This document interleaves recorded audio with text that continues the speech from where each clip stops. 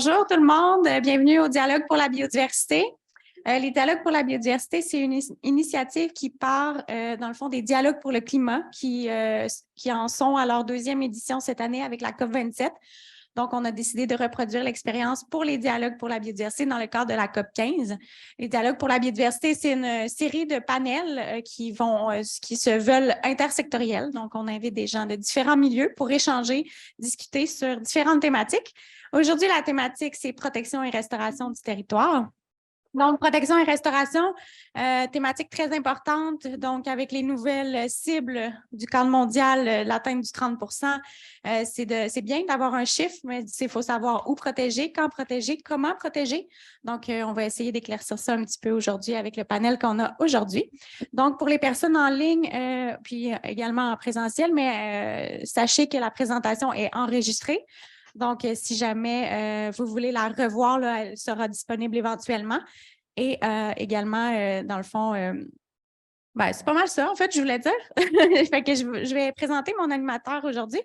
Avec nous, on a Hubert Pelletier, qui est de Conservation de la Nature Canada et directeur des partenariats et, j'ai oublié, excuse-moi, Relations gouvernementales et partenariats. J'avais une phrase à retenir et j'ai oublié.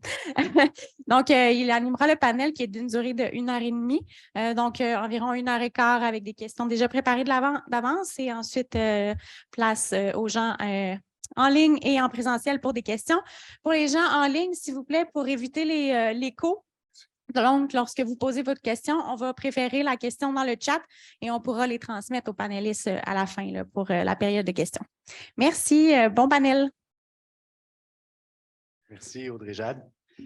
Alors, merci, bonjour tout le monde. Bienvenue les panélistes. Avant de débuter, j'aimerais tout simplement mentionner qu'on se trouve ici à Montréal sur des terres non cédées de plusieurs communautés autochtones qui occupaient le territoire et qui utilisaient l'île de Montréal comme lieu d'échange.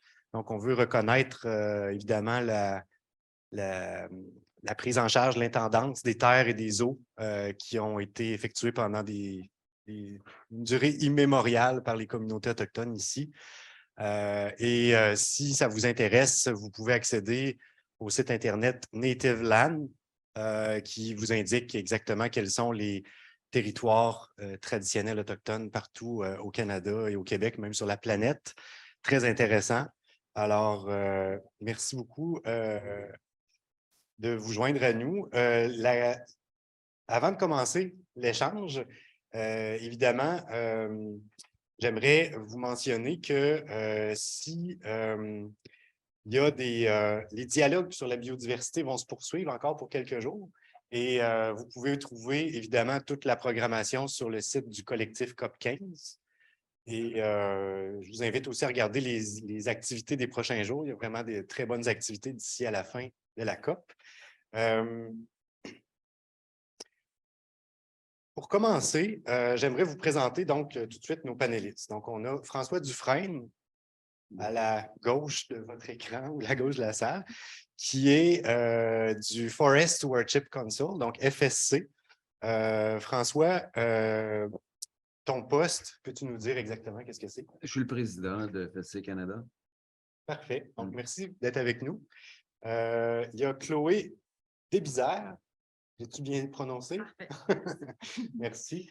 Qui est coordonnatrice technique du projet des zones clés sur la biodiversité à Wildlife Conservation Society of Canada. Bonjour, Chloé.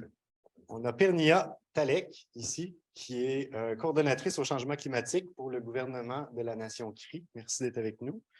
Et on a aussi Rémi Lemieux, qui, ici, est chef d'équipe du bureau de projet de la trame verte et bleue pour la CMM. Merci d'être avec nous. Et Benoît Limoges, qui est directeur de la restauration forestière intégrée à l'échelle du paysage pour l'organisation Viridis Terra. Donc, merci d'être avec nous. Avant de chacun vous céder la parole pour des questions plus complètes, évidemment, à la COP, présentement, se discute le futur cadre mondial qu'on appelle pour l'après 2020. Dans ce cadre-là, l'ensemble des pays cherchent à s'entendre sur des cibles et des objectifs de conservation. Okay? Le grand objectif qui est souvent discuté, c'est l'objectif de 30% en protection de milieux naturels ou de la biodiversité. On parle ici d'aires protégées ou d'autres mesures de conservation pour former le 30%, et aussi de 20% de restauration. Donc, j'aimerais vous entendre chacun en 2 minutes, selon vous ou dans votre esprit, quelle est votre définition ou la différence entre protection et restauration? Donc, commençons peut-être par François, si on veut bien. Oui, merci. Écoutez, la protection, ça veut dire de ne pas exploiter. Ça veut dire de ne pas, pour nous, en tout cas, chez Forest Stewardship Council, ça veut dire que ce sont des milieux forestiers qui sont mis de côté, et soit pour des raisons parce qu'ils ont une très haute valeur. Alors, on a un concept de haute valeur forestière chez FSC qui soit protège ces milieux forestiers-là ou à tout le moins les conserve en ayant des méthodes d'intervention très limitées. La restauration, ce sont des milieux qui ont été perturbés et qui ont besoin d'être mis en milieu naturel pour soit la faune ou la biodiversité en général. Et ça aussi, ça fait partie de notre approche. On a plusieurs indicateurs là-dessus dans notre nouvelle norme. Puis un des plus importants, c'est pour l'habitat du caribou forestier à l'échelle du pays, qui exige un maximum de 35% de milieux perturbés. Alors, la plupart excèdent ce seuil minimum-là. Alors, on exige des stratégies de restauration pour rétablir la connectivité des grands massifs forestiers, non seulement au Québec, mais à l'échelle du pays. Merci. Okay, on va y aller en ordre avec François, si tu veux. Peut-être, je pense que votre expertise est plus au niveau de la restauration aussi. Tu peux nous en parler. Benoît, oui. Excuse-moi. Merci. Conservation, protection, préservation, restauration, gestion durable, utilisation durable, ce sont tous des termes qu'on utilise des fois l'un pour l'autre, on ne sait pas trop. Il y a une dizaine d'années, une couple d'écologistes au Québec, on s'est dit qu'il faut démêler tout ça. Et on a préparé un lexique de la conservation in situ qui était publié au Naturaliste canadien, qui a été repris aussi par l'Office québécois de la langue française. Donc, on a consulté, fouillé pour vraiment savoir c'est quoi les différences entre chacun d'entre eux, pour faciliter les échanges entre nous, écologistes, mais aussi avec nos partenaires, l'industrie forestière, les villes, etc. Parce qu'il y avait vraiment à l'époque un méli-mélou. Et je vous dirais que ça a fait du bien. C'est même la publication que j'ai qui a été le plus citée, le plus revue, relue dans tout le monde de la francophonie. Alors, je vous invite vraiment à y référer. Surtout les mots préservation, protection intégrale, conservation, c'est souvent mêlé. Conservation, on le voyait comme étant un peu un mot qui inclut les autres, qui inclut la restauration, qui inclut la protection intégrale, qu'on mélange des fois avec la préservation. Les réserves écologiques, c'est la protection intégrale. On peut protéger plus ou moins de différentes façons, par différents moyens légaux ou physiques. Puis la restauration, ben, je me regarde ça pour un petit peu plus tard, quand je vais vous présenter notre approche intégrée, qui justement, notre approche intégrée met en œuvre tous ces différents outils-là, si on veut, à l'échelle d'un paysage. Merci beaucoup. Déby, est-ce que tu veux préciser ta pensée là-dessus ou compléter ce que les autres ont dit? Moi, ce que j'ajouterais, c'est que ce sont des outils qui sont complémentaires et qui, le choix en fait, d'utiliser un de ces outils ou un autre, ou même aucun, doit se faire en fonction vraiment du contexte local. Donc, il ne va pas y avoir une réponse unique qui va fonctionner pour tous les systèmes. Il s'agit de prendre en compte les souhaits des communautés autochtones, des communautés locales, des parties prenantes, puis aussi les besoins de la biodiversité qui se retrouvent sur les sites en particulier, ainsi que les menaces qu'il peut y avoir ou qui pourraient advenir par le futur. Donc, pour moi, je vois vraiment ça comme une mosaïque d'outils, un panel d'outils. Il s'agit ensuite de choisir en fonction du contexte particulier. Parfois aussi, ce sont des outils qui vont ensemble.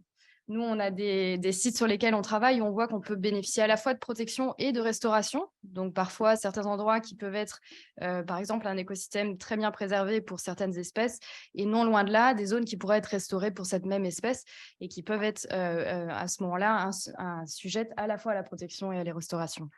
Mais voilà, ce que je dirais, moi, c'est que c'est vraiment une question des outils divers qui doivent être représentatifs des valeurs diverses de la société québécoise et canadienne. Parfait. Pour toi, Rémi, à la CMM, dans une trame fortement humanisée, vous avez dû vraiment vous poser la question entre protection et restauration. Tout à fait. En fait, je suis d'accord avec les propos de mes collègues, là, surtout sur l'importance de bien définir les termes là, qu'on utilise au quotidien. Nous, la protection chez nous, c'est sûr que c'est un enjeu là, qui est difficile à concilier avec l'urbanisation. Des territoires là, complètement, là, ce qu'on appelle la cloche de verre, il n'y en a pas tant que ça. Ceux qui ne le sont pas sont menacés, si on veut, en raison de l'urbanisation. Donc, au niveau de la protection, moi, c'est plus les aires protégées, les milieux naturels de conservation volontaire, les milieux naturels intérieurs protégés de la ville de Montréal. Si on parle, là, sur mon territoire, c'est environ 10 là, de la superficie totale. Mais s'ajoute à cela un éventail là, de mesures là, qui servent à conserver le territoire, si on veut, là. Une protection moins intégrale, si on pourrait dire. Donc, nous, on a un répertoire métropolitain des initiatives municipales de conservation. Donc, les municipalités sont invitées à nous soumettre des terrains pour lesquels là, ils visent une conservation, donc une protection partielle. Chez nous, on identifie les bois et corridors forestiers métropolitains sur lesquels il y a des mesures réglementaires là, qui réduisent, par exemple, la coupe, l'abattage d'arbres, des choses comme ça. Et finalement, je dirais une dernière couche de protection. Là, nous, on a mis en place un règlement de contrôle intérimaire pour protéger nos milieux naturels. Donc, c'est une autre mesure réglementaire. On n'est pas dans les aires protégées, mais ça demeure quand même pertinent là, pour, disons, limiter les impacts sur nos milieux naturels au sein de la communauté métropolitaine. Parfait, merci.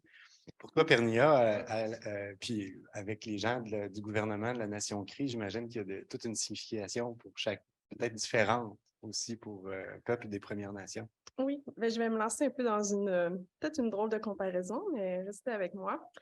En fait, quand je pensais au mot protection, j'essayais de penser au sens large du terme, puis je me disais, pour moi, ça me fait penser un peu à l'instinct maternel de vouloir protéger mon enfant. J'ai un petit garçon de 3 ans très intrépide, donc cet instinct revient souvent pour le protéger, pour pas qu'il se fasse trop mal, des fois juste vraiment pour qu'il reste en vie. Pourquoi je veux le protéger, c'est pour qu'il soit heureux, qu'il continue de s'épanouir, de grandir, ultimement devenir un petit garçon, c'est un adolescent, un homme heureux qui va rendre les gens heureux autour de lui. Puis, je pense que ultimement, la même chose s'applique au milieu naturel. Il faut qu'on leur mette certaines limites, des balises pour s'assurer qu'ils puissent s'épanouir, être en santé et fournir tous les services écosystémiques qu'ils peuvent fournir. Donc, que ce soit la régulation du climat ou, très important pour les cris, les aspects culturels reliés au milieu naturel. Puis pour prendre l'exemple de ton garçon là, que tu souhaites protéger, la restauration, c'est quoi? C'est les murs que tu as à refaire après qu'ils aient fonctionné. Exactement. Dans mon cas, la restauration, c'est éternel avec les enfants. Mais Réparation. OK. On va passer à la prochaine question où chacun, là, vous allez pouvoir nous expliquer un peu plus qu'est-ce que vous faites. Commencer par François, je dirais au niveau de la norme FSC. Est-ce que tu peux nous expliquer un peu les termes de protection d'un territoire lorsqu'un territoire est certifié? On parle ici d'un territoire qui est voué à la foresterie, mais qui est certifié au niveau des bonnes pratiques. Et que tu nous expliques un peu, c'est quoi les mesures de protection qui sont prévues à l'intérieur des territoires certifiés? Puis, comment est-ce qu'on peut s'assurer que ces territoires-là, protégés par la norme, contribuent d'une certaine manière ou soient assez, constituent des gains réels en termes de protection de la biodiversité? Oui, certainement, ça me fait plaisir. D'abord, j'aimerais préciser que la certification FSC est une certification mise de l'avant par la société civile. Il n'y a aucune partie prenante qui a une préséance sur l'autre. Alors, que ce soit l'industrie ou les groupes environnementaux comme Nature Québec ou les parcs, Société des parcs du Canada ou WWF ou David Suzuki font tous partie de notre constitution, puis aussi les groupes autochtones qui ont le même pouvoir de vote que les trois autres, incluant les communautés et les groupes syndicaux pour les droits des travailleurs. Alors, tout ça fait FSC. Et ce qui en fait une gouvernance unique et qui fait que les mesures de protection et de restauration forestière représentent l'ensemble de ces parties prenantes-là. Donc, on a une nouvelle norme au Canada, puis je vais rentrer tout de suite dans le vif du sujet de votre question. On a 3 crises au Canada. On a la crise des droits autochtones, qui est très connue, surtout depuis tout le sujet de réconciliation, puis l'impact qu'ils ont sur le terrain. Il y a 600 communautés autochtones au pays, 75% vivent en forêt, sont les premiers à être impactés par les mesures de pratiques forestières et souvent les dernières communautés en ont profité. Alors, notre norme vise cette crise-là en particulier et c'est un lien direct sur la protection et la restauration des milieux forestiers. La deuxième crise qu'on a, c'est la crise de biodiversité. On est dans la COP 15. Et on a un problème de dégradation de notre forêt au Canada. Puis d'ailleurs, on voit déjà la nouvelle loi européenne qui vise la dégradation forestière et on va être interpellé à cause que cette dégradation-là, la fragmentation de notre forêt impacte l'habitat naturel du caribou forestier qui est l'emblème du niveau biodiversité pour le maintien, son maintien à l'échelle de la forêt boréale. Le troisième, qui n'est pas le moindre, c'est le réseau de conservation des forêts, surtout ce qui concerne les forêts primaires puis les vieilles forêts qui sont très difficilement remplaçables. Et cette crise-là, surtout au nord, mais aussi dans l'ouest et autour des communautés autochtones où il y a des valeurs spirituelles et culturelles qui sont très, très importantes. Alors, on vise ces 3 crises-là. Puis, je vous dirais, la refonte de nouvelles normes a été co-créée avec les groupes autochtones. Ce n'est pas juste un, parce qu'on a plusieurs principes. On avait un sur les droits autochtones, mais là, c'est toute la norme qui reflète les droits autochtones, même au niveau environnemental, puis des aires de protection puis de restauration. Et un gros point, c'est le caribou forestier qui vise aussi plusieurs chapitres, plusieurs pages de notre norme en termes de protection puis de restauration puis de rétablissement d'un maximum de 35% de perturbation des habitats du caribou forestier. Alors, je vous dirais que c'est pas facile. On a 20% à peu près des forêts canadiennes qui est certifiées chez FSC, puis il y a en ce moment des forêts qui sont soit suspendus ou des certificats qui sont terminés en cause de ces 3 crises-là. Je vous dirais en ce moment, juste cette année, il y a 3 millions d'hectares qu'on a pu certifier avec FSC à cause de tout ça. Puis notamment au Québec, avec toutes les histoires qui se passent, il y a 3 hardes de caribous qui sont maintenant isolés au Québec, qui sont essentiellement au point de non-retour et qui ne reviendront pas, puis qui ne seront probablement plus jamais certifiés avec nous.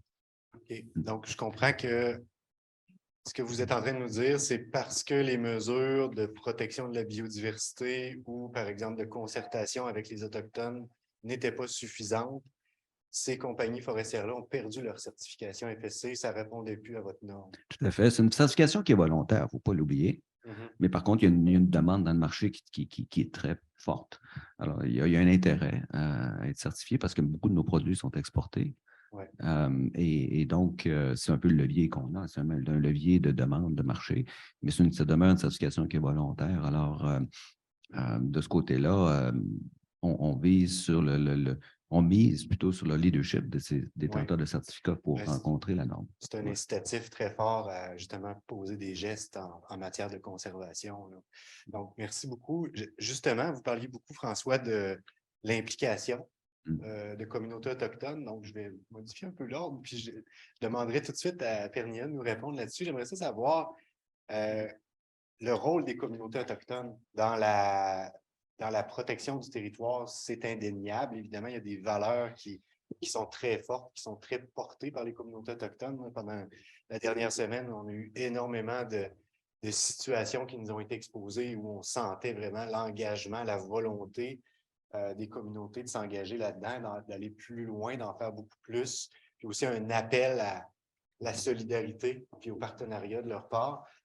J'aimerais ça que tu nous expliques un peu comment on peut assurer la pleine participation d'une communauté autochtone, ou peut-être tu peux nous parler plus spécifiquement de la Première Nation Cri, mais comment est-ce que ça peut être intégré à la prise de décision sur, autant dans la protection du territoire ou l'utilisation, mais comment vous voyez cette application-là là, dans surtout les aires protégées d'initiatives autochtones?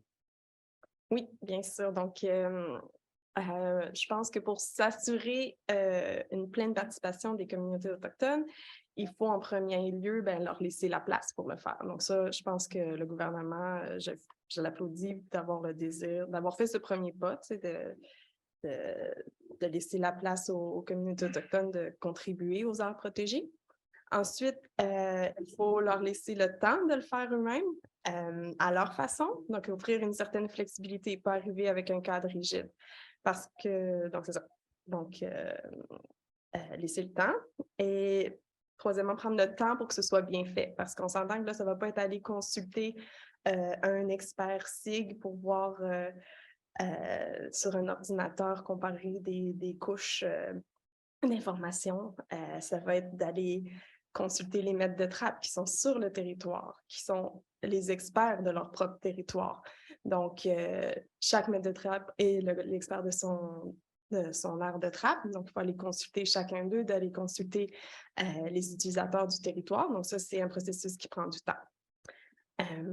Ensuite, leur donner les ressources pour le faire, parce que, comme je disais, ça ne va pas être de consulter une personne, mais de consulter plusieurs personnes. Et puis, ils sont des experts à juste titre. Et donc, ça demande du temps et des ressources pour faire ce processus-là. Puis, je me suis dit que j'allais partager avec vous un peu une histoire à succès. Donc, un peu comment est-ce que nous, les CRI, on a réussi à établir des aires protégées, donc à passer à travers ce processus-là de travailler avec communautés autochtones pour établir des aires protégées. Donc, en fait, moi, je n'ai pas travaillé dans cette équipe-là, je tiens à le dire, premièrement. Là, donc, je ne suis pas CRI non plus, mais j'ai eu la chance de travailler pour le gouvernement de la Nation CRI depuis 7 ans et d'être en contact avec l'équipe d'aires protégées qui a développé cette stratégie. Puis, ils sont vraiment une belle équipe, ils ont fait du super travail. Et en 2015, ils ont commencé à développer la stratégie régionale de conservation CRI. Donc, c'est un processus qui a pris 3 ans, donc d'aller sur le terrain, de consulter tous les maîtres de trappe et les utilisateurs du territoire. En premier lieu aussi, d'identifier quelles sont les valeurs CRI, donc pourquoi est-ce qu'on veut conserver et tout. Et puis ça a été initié dans le but d'atteindre les objectifs du gouvernement fédéral de 17% de protection au pays et du gouvernement provincial d'atteindre 20% dans la province. Et puis, à travers ce processus-là, sur le territoire CRI d'Iyuichi, on a réussi à atteindre 23% de protection, donc encore plus que les cibles qui s'étaient fixées. Et je tiens à mentionner que le territoire CRI est approximativement 1/3 de la superficie du Québec. Donc, c'est quand même un énorme territoire. Et puis, donc, d'atteindre 23% d'un gros territoire comme ça, c'est pas rien. Donc, on a de quoi être fiers. Donc, c'est ça. Ça a été un long processus d'identifier les valeurs CRI. Et puis, vraiment, avec cet exercice-là, ils ont réalisé que ils allaient utiliser une approche de bassin versant pour s'assurer, comme l'eau est vraiment centrale à toute la vie sur le territoire, que ce soit pour toutes les espèces animales ou végétales et aussi en termes de culturels. Ce sont des corridors de circulation pour le mode de vie CRI. Donc, une approche par bassin versant s'assure d'avoir une protection dans chaque bassin versant. Puis, l'idée était vraiment de tresser le savoir traditionnel avec le savoir plus scientifique. Donc, par exemple, si un maîtres de trappe identifiaient certaines valeurs, ben là, on allait voir, OK, comment est-ce que les données scientifiques peuvent nous aider à identifier quel lieu serait le plus adéquat pour répondre à cet intérêt, à cette valeur-là. Donc, c'est ce qui a été fait. Puis, donc, c'était un long travail avec Conservation de la Nature Canada, en fait, a énormément aidé dans ce processus, ainsi que le gouvernement provincial pour le financement et tout. Donc, c'était pas un processus facile parce que tout le monde voulait tout protéger, mais après, ça a été de sélectionner quelles aires protégées. Des choix déchirants, hein, parce que les valeurs, en tout cas portées par les maîtres de trappe, étaient, puis leur volonté de protection était très élevée. Puis, pour avoir été un peu témoin externe, pas nécessairement les pieds 100% dans le projet de ce dossier-là, là, je peux dire que la collaboration était excellente. Merci. Je voudrais maintenant passer la parole à Déby, à Chloé, excuse-moi, au niveau scientifique. Donc, cette fameuse question-là, quoi protéger, où protéger, c'est toujours important. Hein? Puis la science continuellement évolue. On parle, oui, de protéger des milieux, des zones clés pour la biodiversité. Vous allez nous expliquer c'est quoi. Puis aussi, de plus en plus, le dialogue s'enchaîne sur aussi le lien avec, oui, la biodiversité, mais aussi le climat. Mais restons, disons, concentrés biodiversité pour l'instant. C'est quoi, peux-tu nous expliquer qu'est-ce qu'une zone clé pour la biodiversité ou un Key Biodiversity Area en anglais? Puis un peu, comment cet outil-là que vous développez va nous aider à établir ou à atteindre les prochains objectifs de conservation? Oui, merci. Donc, une zone clé pour la biodiversité, vous entendrez souvent l'acronyme KBA, du nom en anglais. Mais la zone clé pour la biodiversité, c'est un site qui contribue de manière significative à la persistance de la biodiversité. Donc ça, c'est une définition qui est internationale. Donc, une zone clé pour la biodiversité ici, au Congo, en Australie, ça veut dire la même chose. C'est un site qui répond à un parmi 5 critères. Ces critères, ils touchent aux espèces menacées, aux espèces géographiquement restreintes, aux écosystèmes menacés, écosystèmes géographiquement restreints, ainsi que les sites ayant une intégrité écologique élevée ou des sites importants pour les processus biologiques, comme par exemple l'immigration. Donc, c'est un certain nombre de critères. Un site doit répondre à un de ces critères pour être considéré au niveau international comme une zone clé pour la biodiversité. Donc, c'est vraiment un outil qui est standardisé au niveau international, qui est quantitatif, qui est transparent, qui est clair aussi, et qui peut s'appliquer à tous les écosystèmes et toutes les espèces. Donc, c'est vraiment, son mandat est assez large. Ce qu'il faut savoir aussi, c'est qu'il n'y a pas de prescription ensuite d'accès. Donc, ce n'est pas une aire protégée, c'est vraiment juste une couche d'information. Ça nous indique qu'il y a à cet endroit-là telle espèce, tel écosystème de manière significative et qu'il faut donc ensuite envisager une gestion appropriée en fonction de ce que je disais tout à l'heure, c'est-à-dire du contexte local, des communautés, etc. Mais c'est une reconnaissance internationale qui est intéressante, surtout quand on réfléchit justement au cadre mondial pour la biodiversité qui se négocie à Montréal.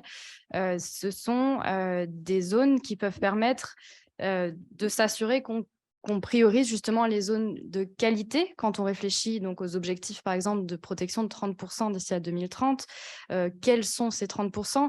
Idéalement, il faudrait que ce soit des zones qui sont d'intérêt particulier pour la biodiversité. Donc, les outils comme les zones clés pour la biodiversité, c'est un des outils qui peuvent nous permettre de s'assurer qu'on priorise les sites de qualité. Ce n'est pas le seul, il faut prendre en compte d'autres choses aussi, les valeurs bioculturelles, la connectivité, etc. Mais c'est un outil qui est intéressant pour les raisons que j'expliquais, sa reconnaissance internationale, le fait que c'est clair, standardisé, transparent. Ça peut s'intégrer dans le cadre mondial sur la biodiversité. J'en ai parlé sur la question des 30%, donc l'objectif 3, mais pas seulement. On a plusieurs objectifs du cadre mondial qui sera, on l'espère, signé bientôt. En tout cas, dans les objectifs qu'on s'attend à voir dans ce cadre, Il y en a plusieurs pour lesquels les zones clés pour la biodiversité peuvent être intéressants. Par exemple, l'objectif 1 qui parle de planification territoriale, planification spatiale. Donc ça, c'est intéressant aussi de savoir quelles sont les zones importantes pour la biodiversité. L'objectif 2 qui a pour but de focaliser les efforts de restauration et d'identifier des écosystèmes prioritaires pour la restauration. On peut aussi penser à l'objectif 11-12 avec les bénéfices fournis aux sociétés humaines par les écosystèmes, sachant qu'on a beaucoup de zones clés pour la biodiversité qui sont en milieu urbain ou périurbain. Voilà, donc c'est un outil qui vraiment va s'inscrire dans plusieurs des objectifs et qui permet d'orienter ensuite les efforts de conservation. Parfait, merci. Un de ces outils-là très utile pour nous guider dans notre prise de décision, dans nos choix à prendre. Évidemment, le territoire est vaste, 30% aussi, c'est vaste comme cible. Il va rester, si on pense à ça, 70%. Alors, Benoît, la question la prochaine est pour toi. Puis au sujet de la restauration, pour le reste du territoire, tu sais, comment je pourrais dire, on va essayer. Je pense que l'objectif, c'est de protéger dans le 30% ce qu'il y a de plus précieux, de plus riche au niveau de la biodiversité, de plus significatif, quelque chose de représentatif. Évidemment, on parle aussi de plus en plus, c'est intégré dans 3 objectifs du cadre mondial, la connectivité. Et quand on réfléchit, quand on regarde, supposons, notre territoire, le sud du Québec principalement, là, il y a eu beaucoup d'occupations humaines depuis 400 ans. On occupe le territoire, on le morcelle. Il va y avoir évidemment beaucoup de travail de restauration à faire. Comment est-ce que tu peux nous parler en plus, on est dans la décennie des Nations unies sur la restauration des écosystèmes, donc vraiment des objectifs ambitieux à tous les niveaux. Peux-tu nous présenter l'approche que vous avez au niveau de la restauration intégrée des paysages forestiers, par exemple? Ça, je faisais le lien un peu avec la connectivité. Et aussi, comment identifier des secteurs d'intérêt à restaurer. Alors, on vient de comprendre un peu comment identifier des secteurs d'intérêt à protéger. Comment est-ce qu'on fait pour identifier ceux à restaurer? Merci. Veridis Terra est l'entreprise pour laquelle je travaille, a commencé dans la restauration des sites dégradés miniers. Donc, on a développé des biotechnologies pour nous permettre de faire pousser des écosystèmes dans des sites extrêmement difficiles. Et de là, on est passé à la restauration des sites dégradés de façon plus large. Et on a développé une approche qu'on mentionnait, qui est l'approche intégrée, la restauration à l'échelle du paysage forestier, IFLR, dans son bel acronyme anglais. Alors, on a développé cette approche-là au Pérou. Donc, je vous amène au Pérou pendant les prochaines minutes pour vous expliquer un petit peu ce qu'on fait là-bas en Amazonie péruvienne.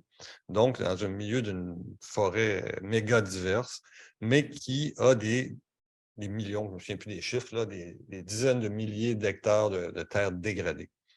Alors, ce qu'on fait là-bas, c'est qu'on s'associe avec des petits propriétaires fonciers, des petits agriculteurs qui ont des propriétés entre 10 et 100 hectares environ et qui voient dans leur propriété beaucoup de terres dégradées. C'est quoi une terre dégradée en Amazonie?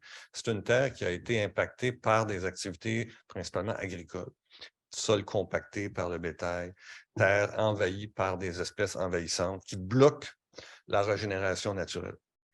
Alors, ce qu'on fait, c'est qu'on va analyser sa propriété. On va regarder à l'intérieur de sa ferme, on va regarder c'est quoi les différents patchs, les différents fragments qu'on a là. On a différents types d'écosystèmes, différents types d'habitats qui sont là, et on va préparer un plan de ferme adapté à chacun, sur lequel on va proposer différents types d'interventions selon les différents types d'habitats présents.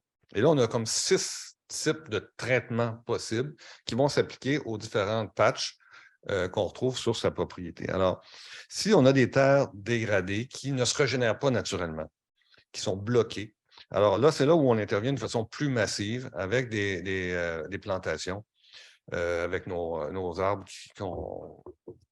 qu'on produit dans nos pépinières, à travers 3 types de traitements. Ça peut être des plantations forestières, donc des plantations d'arbres indigènes, mixtes, multi-espèces, qui contiennent des arbres avec du bois qui pourra être récolté en partie plus tard, mais aussi des PFNL et d'autres espèces pour la faune.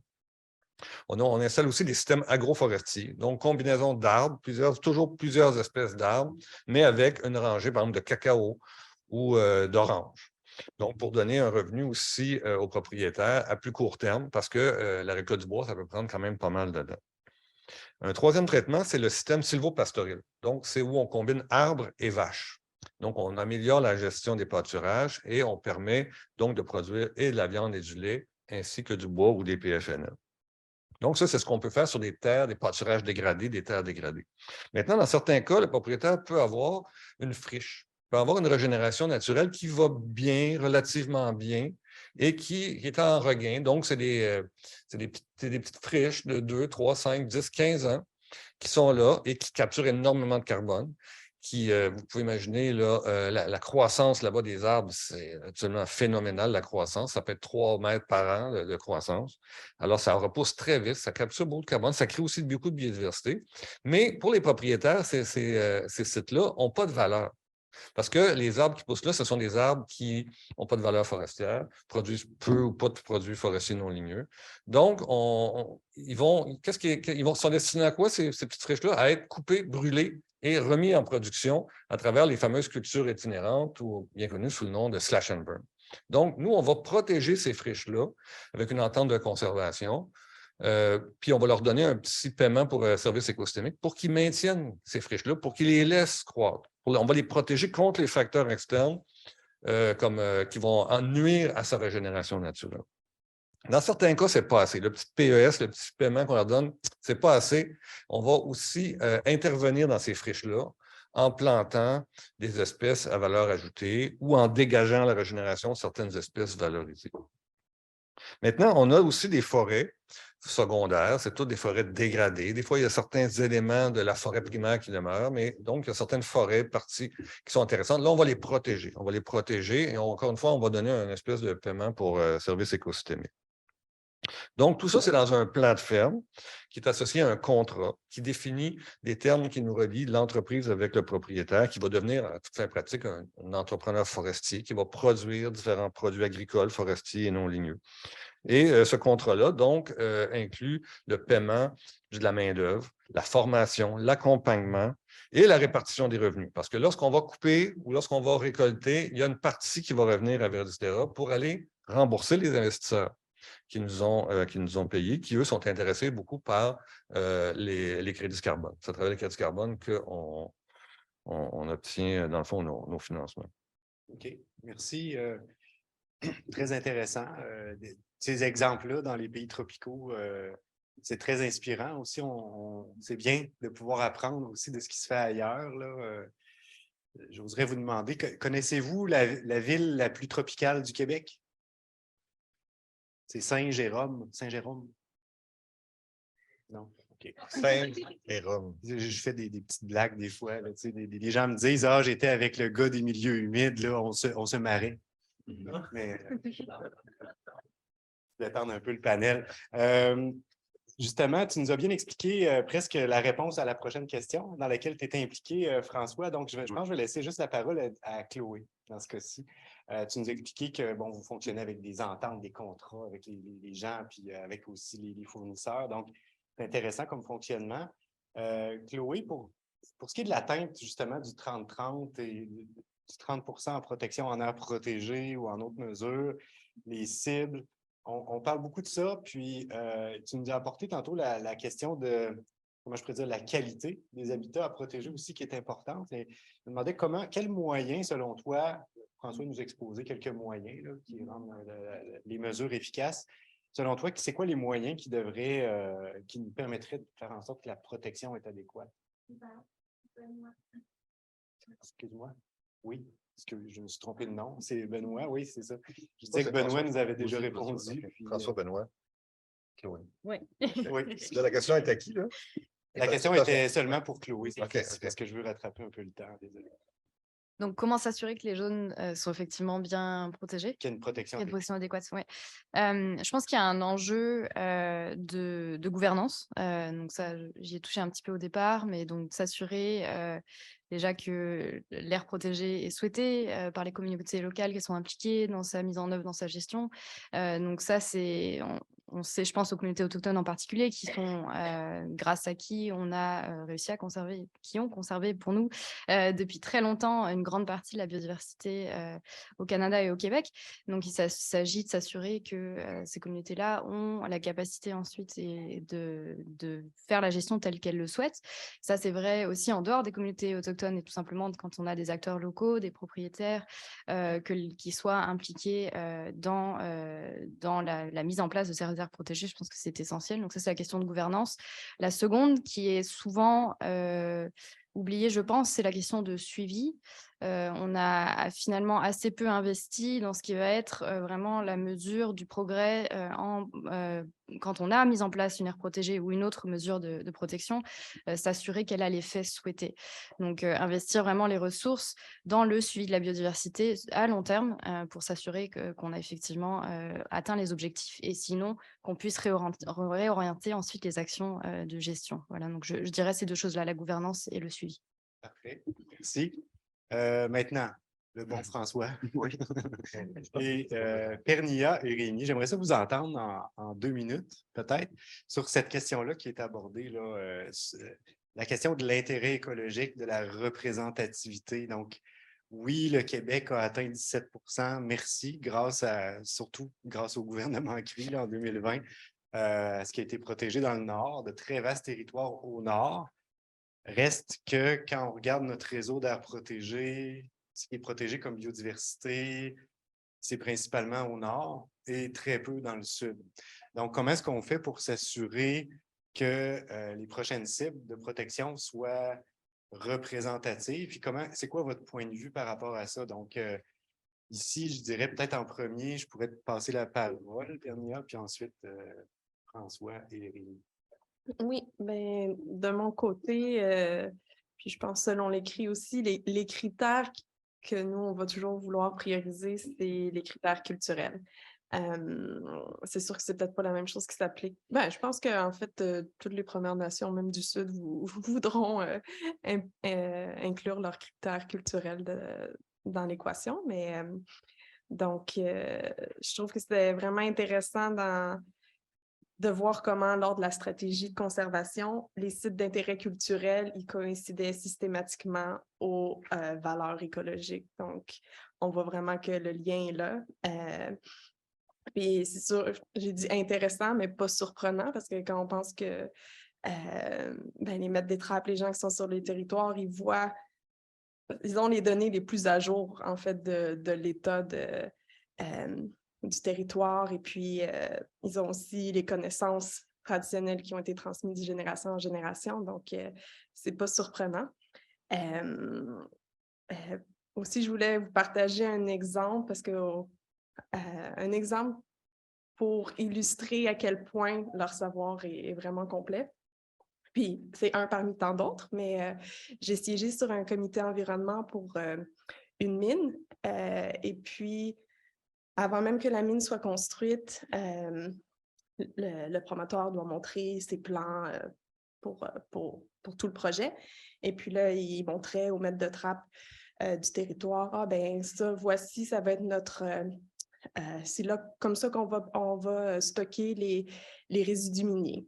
Puis là, le maître de trappe a dit, ah ben en fait, le sol, il y a beaucoup d'argile, ça va retenir l'eau, vous n'allez pas arriver à avoir une telle structure, là, ça ne marchera pas.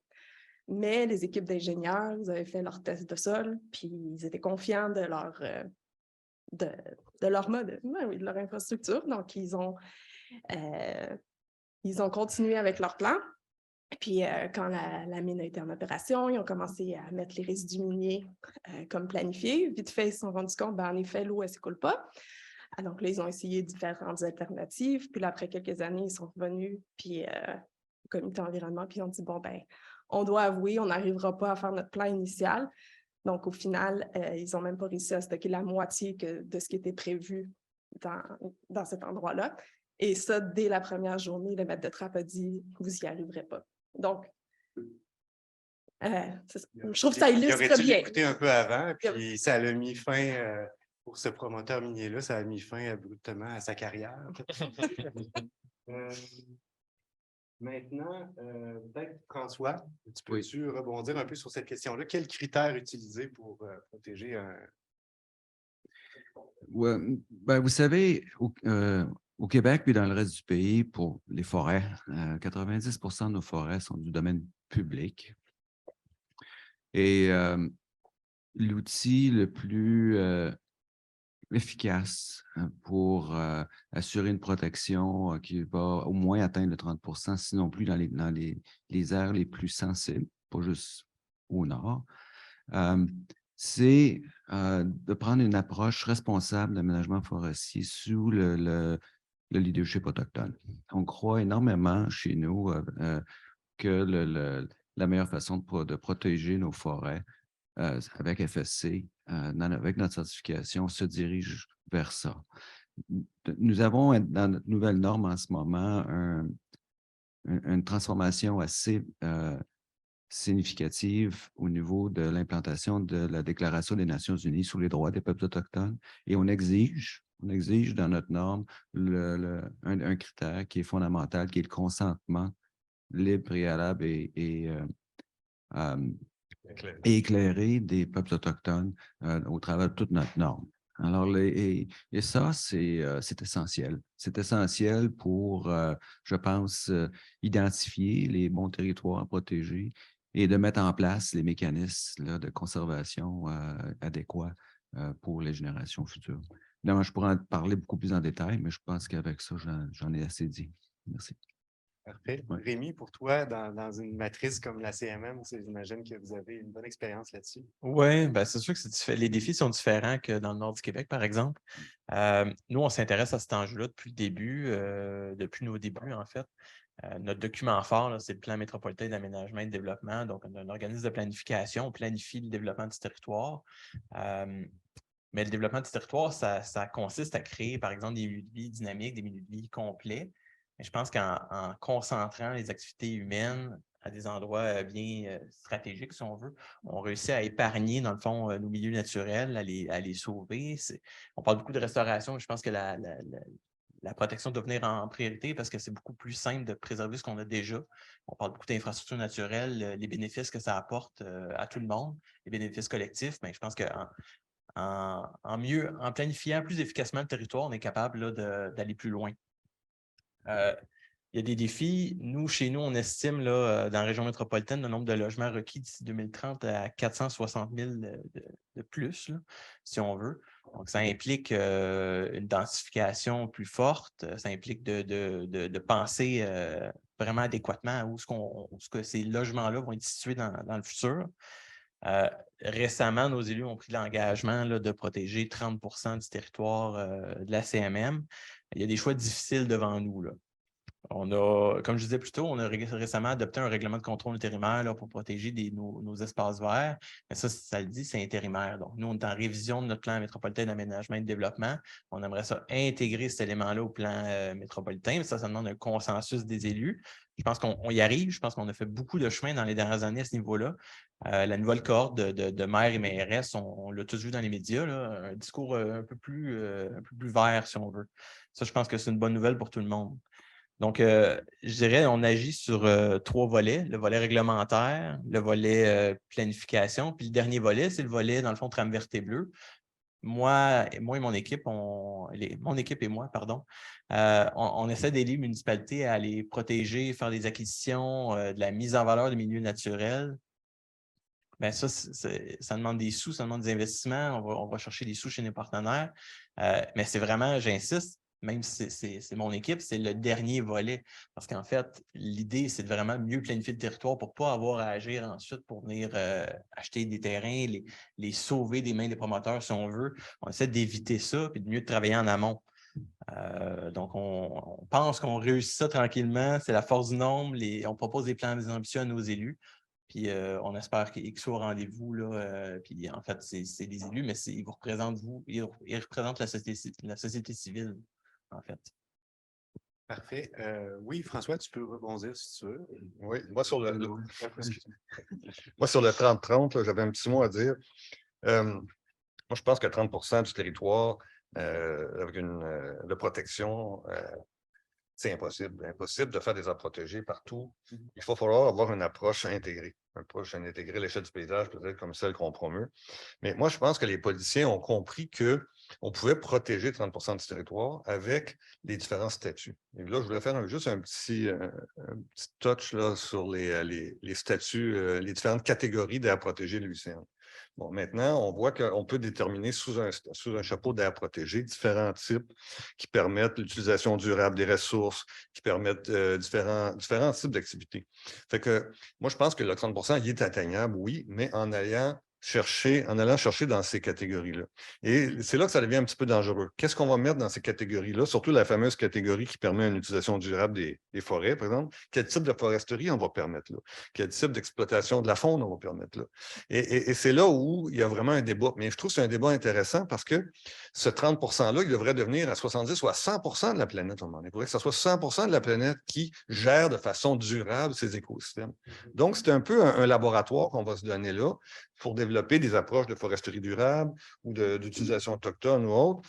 Et je pense qu'une leçon qu'on peut tirer, c'est les réserves de biosphère, qui ne sont pas considérées comme des aires protégées au Québec, mais qui contiennent des noyaux protégés, mais qui contiennent des sites de restauration, qui contiennent des sites de développement durable. Alors, je pense que c'est ça que le défi qui s'en vient, c'est de dire comment on est capable de développer ou d'utiliser notre territoire en le protégeant juste ce qu'il faut, mais en l'utilisant juste ce qu'il faut. Et c'est cette nuance-là qu'il faut développer, puis probablement que ça va être à travers une approche intégrée à l'échelle du paysage. Oui, en effet, je pense qu'on se rend compte de plus en plus que les outils qu'on peut utiliser, donc les types d'aires protégées, les moyens qu'on prend, peuvent être dans une certaine mesure flexibles. Ce qui est discuté présentement dans le cadre mondial, c'est oui, la cible de 30 % en protection ou en autres mesures de conservation, mais il y a énormément, puis si ça vous intéresse, je vous invite à aller prendre conscience des 21 ou 22 cibles là, qui sont discutées présentement. Il y a certaines cibles qui touchent spécifiquement l'autre 70 %. Hein. Donc, on parle d'utilisation durable, d'agriculture durable, de foresterie soutenue par la communauté, etc. Donc, effectivement, le cadre mondial, ce qui est discuté présentement à la COP, ne vise pas juste les aires protégées. Oui, c'est un seuil, mais il y a énormément aussi de choses qu'on va devoir faire à l'extérieur de ces aires protégées-là, en termes de restauration ou d'usage durable, évidemment, pour être capable de maintenir cet équilibre-là entre l'utilisation des ressources pour les humains et la vie sur Terre. Donc, maintenant, je vais passer la parole à chacune d'entre vous pour parler plus de la mise en œuvre, justement, de la restauration et de la protection. Donc, on se rend compte là, dans tous les échanges qu'on a ce matin, c'est que ça va prendre des efforts coordonnés, d'une certaine manière. Hein?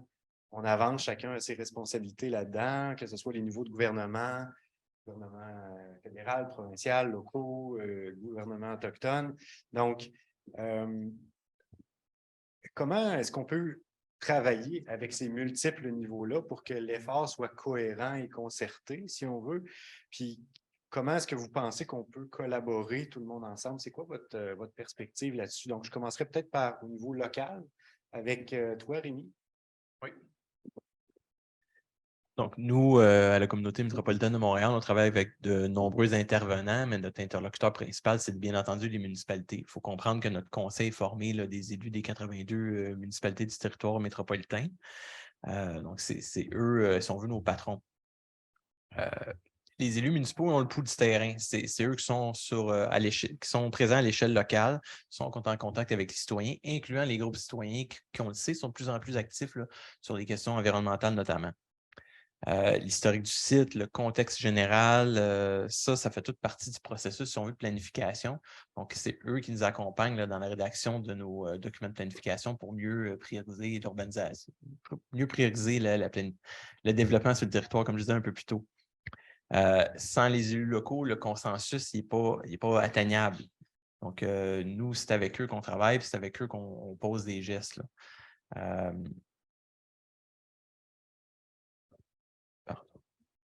Dans les projets, dans le fond, nous, au bureau de projet sur la trame verte et bleue, avec mon équipe, on travaille sur deux fronts, les acquisitions et la mise en valeur. Donc, on vient protéger des milieux naturels, on les met en valeur, on construit des sentiers, des choses comme ça, par exemple. Donc, on a nécessairement besoin des élus locaux pour avancer, Il y a les questions scientifiques. Donc, au niveau des acquisitions et des milieux naturels, comparé, il y en a qui ont une plus grande valeur que d'autres. Il y a également le contexte culturel, local, dans le fond, les meilleures pratiques, ces choses-là.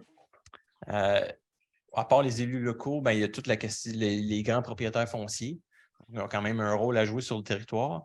Nous, on essaie de prioriser les acquisitions avec des critères. Là. On a parlé un peu de priorisation plus tôt. Ben, on aime ça les prioriser, mais ça prend l'aval en fait, des propriétaires si on veut réaliser des acquisitions, par exemple. Donc, on travaille avec eux pour les amener à avoir, par exemple, des attentes réalistes face au prix demandé pour leur terrain. Donc, ça, c'est un enjeu. Je pense que les groupes environnementaux sont bien familiers avec ça.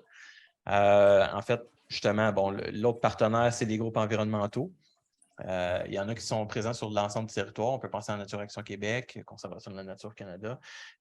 D'autres, c'est plus localisé, comme Connexion Nature près du Mont-Saint-Hilaire, par exemple. Eux vont chercher du financement privé, dialoguent avec les propriétaires, assurent les activités d'intendance. Donc, nous, c'est un partenaire de choix chez nous. Et finalement, bien entendu, le gouvernement du Québec. Nous, on fait en fait le pont souvent entre les municipalités et le gouvernement du Québec pour des questions le suivi des orientations gouvernementales, tout l'enchâssement des différents documents de planification. Et finalement, le gouvernement du Québec nous finance nos activités de mise en valeur d'acquisition de milieux naturels. Donc, je pense que chacun a son rôle à jouer. Ce n'est pas toujours évident là, de se concerter au niveau des priorités, mais l'idée, c'est qu'on essaie d'amener un peu tout le monde à la même place. Là.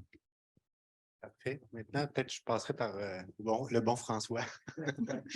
Veux-tu nous en parler un peu? Comment tu vois, comment je pourrais dire, la collaboration, peut-être à différents niveaux, là, autant au niveau international que national ou peut-être avec les ONG, là, comment tu vois l'intégration, tout ça? L'effort de collaboration est essentiel dans la conservation des forêts, la restauration des forêts, la protection de nos forêts si on veut atteindre 30% et plus, et avec les gouvernements, évidemment. C'est sûr qu'on peut protéger nos forêts, mais il y a toujours un besoin de produits forestiers, mais il y a une émergence d'un besoin des services écosystémiques et de restaurer le capital forestier, surtout au niveau carbone, de l'eau et des sols. Alors, on joue beaucoup sur ces thèmes-là. On offre tous ces services-là, d'ailleurs. Ça veut dire de voir une approche holistique de la forêt, de mettre la valeur sur la forêt d'abord et avant tout, comme une entité, et de travailler avec tous les intervenants, en priorité avec les peuples autochtones, comme j'ai bien décrit tout à l'heure. Une fois ça mis en place, le meilleur outil qu'on peut mettre, c'est de s'assurer que ce qu'on retire de la forêt est d'abord à haute valeur ajoutée parce qu'on met une valeur sur le capital forestier et non pas de miser sur des produits de commodités, de basse valeur qui ont un impact sur de vastes territoires. Alors, pour qu'on puisse marier les deux, finalement, garder la forêt dans une approche holistique, mais en retirant de la forêt des produits à haute valeur de conservation. Il m'a demandé tout à l'heure, je pense au début de votre question, c'était quoi les outils qu'on a en place.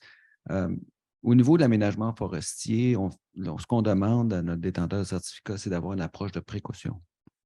D'abord et avant tout, ça veut dire d'identifier les zones de restauration. Et une fois ce plan-là mis en place, le plus gros indicateur qu'on a, puis je l'ai mentionné, c'est ce qui a le plus gros impact sur la restauration dans la forêt canadienne, c'est sur le caribou forestier. On a une table de gestion de risque là-dessus, surtout dans les milieux les plus perturbés, où la restauration est obligatoire. Outre cet outil-là, il y a les zones riveraines qui sont aussi identifiées dans notre zone, qui deviennent extrêmement importantes en termes de restauration. Et aussi, finalement, au niveau des grands massifs forestiers, les landscapes en anglais, il y a le principe de connectivité qui doivent être identifiés pour rétablir la connectivité des grands massifs et en utilisant les techniques de restauration qui sont disponibles. Alors, ça fait partie des outils qu'on met en place avec notre nouvelle norme puis qu'on demande à nos détenteurs de certificats d'appliquer. Merci. Merci. Pour toi, Chloé, au niveau de la collaboration, plus en sciences, puis je t'amènerais peut-être vers une considération un peu complexe. Évidemment, les espèces n'ont pas de frontières. Donc, comment est-ce qu'on fait pour collaborer aussi, autant au niveau local que transnational, si on veut, dans cette planification-là de la conservation? Je pense que les outils comme ceux qu'on utilise, donc les zones clés pour la biodiversité en est un, c'est un exemple, ont cet avantage-là justement d'être compris et acceptés au niveau international et donc d'être une monnaie courante un petit peu. Donc, ce qui est utile, je le disais tout à l'heure, dans le cadre mondial. Ça permet aussi des partages d'expériences qui peuvent être très intéressants. Donc là, on a eu un échange d'expériences, par exemple, récemment avec la République du Congo, qui met en place un projet d'identification des zones clés pour la biodiversité au Congo. Et on se retrouve à dialoguer sur comment mettre en place un tel projet au niveau national dans des pays qui ont des contextes très différents, mais qui ont une langue commune et qui ont des ambitions communes aussi. Donc, je pense que c'est très intéressant d'apprendre les uns des autres à ce niveau-là. En termes de gestion transfrontalière, ça permet aussi de pouvoir dire, bon, mettons, on a une zone clé pour la biodiversité au lac supérieur au Canada. Est-ce on peut ensuite en discuter avec nos collègues de l'autre côté de la frontière pour s'accorder sur une zone clé pour la biodiversité transfrontalière? C'est pas quelque chose qui a encore été fait, mais c'est des choses qu'on envisage. Et le fait d'avoir un outil commun, ça nous permet de parler la même langue et de pouvoir ensuite travailler ensemble sur l'identification de ce genre de site. Donc, je pense que ces outils-là ont pas mal de valeur à ce niveau-là. Mais cependant, rien ne se fait simplement au niveau international. Tout ensuite requiert une mise en œuvre au niveau national et souvent même sous-national. On sait qu'au Canada, les provinces, les territoires ont énormément de pouvoir décisionnaire en termes de conservation, donc sont des acteurs primordiaux. Et ensuite, les communautés locales, les parties prenantes locales aussi. Donc, je pense que rien ne se fait à un seul niveau et la communication entre tous ces niveaux-là est essentielle. Donc, ce que j'aurais à dire, moi, sur la mise en œuvre d'une telle collaboration, on va dire, à tous ces niveaux, c'est premièrement de prendre le temps. Donc, ça a été mentionné avant. Je pense que c'est essentiel. Nous, même sur un projet qui a priori une vocation relativement scientifique, les zones clés pour la biodiversité, je le disais, c'est des critères, c'est quantitatif. Finalement, la majorité de nos ressources et de notre temps, en fait, est passée dans l'implication et la communication de tous ces différents acteurs et non pas dans l'analyse de données elles-mêmes. Donc, se donner les moyens, prendre le temps et puis inviter en fait tout le monde à participer, tout simplement. Ouvrir grand la porte de la collaboration, je pense que c'est essentiel. Ensuite, dans un deuxième temps, se mettre d'accord sur des objectifs communs, s'accorder sur le fait que finalement, on a tous idéalement les mêmes ambitions. Donc ça veut dire aussi travailler de moins en moins chacun dans son coin, donc s'accorder sur le fait qu'on va travailler ensemble sur un objectif commun, on n'a pas besoin d'être territorial sur nos petits projets. Ça, c'est important. Je pense que on le disait tout à l'heure, avant le panel, c'est quelque chose qu'on a vu vraiment beaucoup changer dans les dernières années dans le milieu de la conservation. Donc ça, c'est très encourageant. Un troisième point que je dirais, ce serait le partage de données. Je pense que ça, c'est une problématique vraiment en particulier au Canada. On a beaucoup de difficultés à assembler des bases de données conjointes. Il y a beaucoup encore de personnes, enfin, pour plein de raisons, mais ça peut être très difficile d'accéder à l'information, ce qui rend la gestion et la planification plus difficile et ce qui aussi implique parfois une duplication des efforts. Donc, on va aller chercher les données d'une part, d'autres personnes vont aller chercher les mêmes données d'autre part. Et ça, c'est dommage en termes de gestion de ressources. Donc, ça, c'est quelque chose ce serait un appel au partage de données que j'aimerais lancer. Je pense que c'est vraiment très important. Et voilà. J'ai bien aimé ton image au début de l'ouverture de porte parce que vous travaillez sur des clés. C'est vrai? Donc, Je l'avais pas pensé. Espérant que les autres clés nous ouvrent toutes ces belles portes que tu nous mentionnes. Avant de passer à la dernière question, puis j'espère que tout le monde, vous aviez prévu un petit peu plus de temps là, parce qu'on a commencé un peu en retard, surtout pour les panélistes. J'espère que vous n'étiez pas trop serrés. Sur la même question, la collaboration. Pour toi, Pernia, j'aimerais ça t'entendre le point de vue du gouvernement CRI, puis la collaboration peut-être avec les acteurs québécois, mais aussi cette collaboration-là que vous avez sans doute avec les autres Premières Nations du Québec et du Canada. Vous avez réussi à faire quelque chose d'extraordinaire. Est-ce que ce modèle-là intéresse les autres Premières Nations? Donc, nouveau dans la question. Oui. Tout d'abord, merci aux autres commentaires. Je pense que je suis d'accord avec tout ce qui a été dit. Donc, je pense qu'on s'entend tous que la collaboration est vraiment clé. Et puis, à ce sujet, justement, nous, on a déjà suggéré dans le passé, et on va continuer de suggérer jusqu'à ce que ça voit le jour, une table tripartite pour les aires protégées spécifiquement, donc avec le Canada, le Québec et les CRI, parce que là, pour l'instant, on a travaillé avec le gouvernement du Québec sur les aires protégées terrestres, et là, on va commencer à travailler avec le gouvernement fédéral sur les aires protégées marines. Mais en fait, il ne faut pas les voir distinctement, mais vraiment d'un seul œil. Donc, on espère que cette table va voir le jour dans les mois à venir. Et puis, oui, je pense que les CRI, on est quand même privilégiés dans le sens qu'on a la Convention de la baie James et du Nord québécois qui nous donne quand même des ressources et plus d'outils pour autogérer le territoire. Puis je pense qu'on le réalise dans toutes les conversations, dans tous les forums qu'on a avec les autres Premières Nations. Puis on a conscience de cette chance-là. Puis on veut aussi, bien évidemment, aider les autres Premières Nations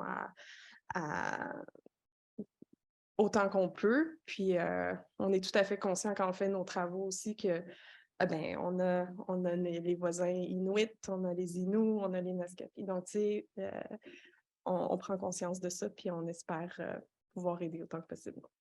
C'est bien, merci beaucoup. Benoît, pour ce qui est de l'aspect plus entreprise, toi, qu'est-ce que tu as à nous recommander comme mode de collaboration? Bon, le rôle des entreprises, je pense qu'il est fondamental là, dans notre atteinte là, des objectifs. D'ailleurs, il y a un objectif spécifique là, du cadre qu'on négocie en ce moment là, sur les entreprises. C'est la première fois d'ailleurs que les entreprises vont être intégrées directement dans un plan d'action de la CLBD. On a vu les États subnationaux comme le Québec qui ont eu leur plan d'action. On a eu les villes qui ont eu leur plan d'action. Maintenant, je pense que là, c'est l'heure des entreprises. C'est extrêmement important, d'après moi, parce que ce sont les entreprises qui bénéficient de la dégradation des écosystèmes. Hein. Je pense qu'il faut être clair que si les entreprises non plus, il y en a qui sont volontaires, mais la grande majorité va juste bouger avec un encadrement, avec une loi, avec une pression de la société civile et du gouvernement. Donc, il faut s'attendre à ce que la vis soit resserrée. Moi, je suis d'accord avec ça pour que les entreprises puissent vraiment calculer leur empreinte biodiversité ou leur empreinte nature, comme ils le font maintenant pour le carbone, et qu'ils deviennent nature positif ou avec un impact positif sur la nature, comme on attend de plus en plus au niveau de la carboneutralité. Alors, cette appellation-là, que je connais plus sous le nom en anglais comme Nature Positive, qu'on pourrait dire en français avec un impact positif sur la nature, ça ne sera pas facile à avoir. Puis comme pour le carbone, je pense qu'il va falloir qu'il y ait un système de compensation. Si une entreprise n'est pas capable de démontrer qu'elle est positive pour la nature, il va falloir qu'elle achète des crédits nature ou des crédits biodiversité à une autre entreprise qui en génère. Ça donne bien, nous autres, on en crée de la biodiversité. On en produit, on en calcule et on a l'intention d'en vendre aussi, de vendre des crédits biodiversité. Jusqu'à ce matin, je parlais toujours de crédits biodiversité, mais il semblerait qu'il faudrait plutôt parler de crédit nature, selon les dernières certifications qui sont en train de se mettre en place. Parce qu'on a des certificateurs comme Verra qui certifient des crédits carbone responsables de la biodiversité, mais on est en train en coulisses à différents endroits dans le monde de définir ce que seront les crédits biodiversité ou crédits de nature, pour que les entreprises puissent dire « nous sommes nature positive, nous sommes avec un impact positif sur la nature ». Et ça s'en vient, parce que là, on a l'Europe qui pousse sur ce concept-là. Elle dit, l'Europe veut adopter une loi qui dit nous allons importer que des produits dans certaines catégories, en tout cas, qui vont être avec un impact positif sur la nature. Là, le Canada bloque un peu là-dessus. Je ne suis pas très fier de notre pays en pleine COP que ça sorte que le Canada est réticent. Alors, je pense qu'il faut au contraire qu'on soit en faveur de tout ça. Certains, on voit ça d'un mauvais œil, tous les systèmes de compensation, tout ça. Je pense qu'il faut voir ça comme étant une façon d'insuffler une énorme énergie au monde de la conservation. Puis en finissant, je voudrais poser une question à mon collègue ici qui me brûle la langue depuis tout à l'heure. Comment la FSC, comment on pourrait imaginer une industrie forestière avec un impact positif sur la nature? Est-ce que vous voyez ça venir? Est-ce que vous avez un plan? Comment rendre notre industrie forestière positive pour la nature? Oui, Benoît, bien sûr. La raison pourquoi FSC existe, c'est suite à l'échec du sommet de Rio de la Terre en 93, qui est un échec gouvernemental pour empêcher la déforestation de nos forêts à l'échelle mondiale. Depuis ce temps-là, FSC existe avec la collaboration de la société civile et du monde industriel, forestier et les groupes environnementaux, les groupes autochtones et les groupes sociaux pour créer justement l'impact positif sur la forêt. Alors, on fait ça depuis 27 ans. L'addition qu'on fait sur la forêt sont de diverses natures. Je les ai pas mal tout expliqué tout à l'heure, mais aussi notamment sur les services écosystémiques. Et on a une entente globale aussi à l'échelle surtout de l'Amérique du Sud et de l'Afrique avec Verra pour avoir des crédits carbone. On en a annoncé dimanche soir aussi avec plusieurs entreprises, dont IKEA, puis aussi le WWF à l'échelle mondiale, à la COP, que FSC a maintenant accéléré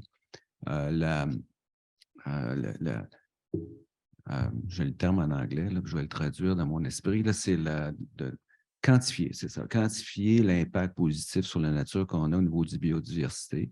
Alors, comme par exemple, tout notre indicateur caribou qu'on a ici au Canada, ça additionne quoi, ça, au niveau du biodiversité et de l'impact sur les habitants? On va le calculer.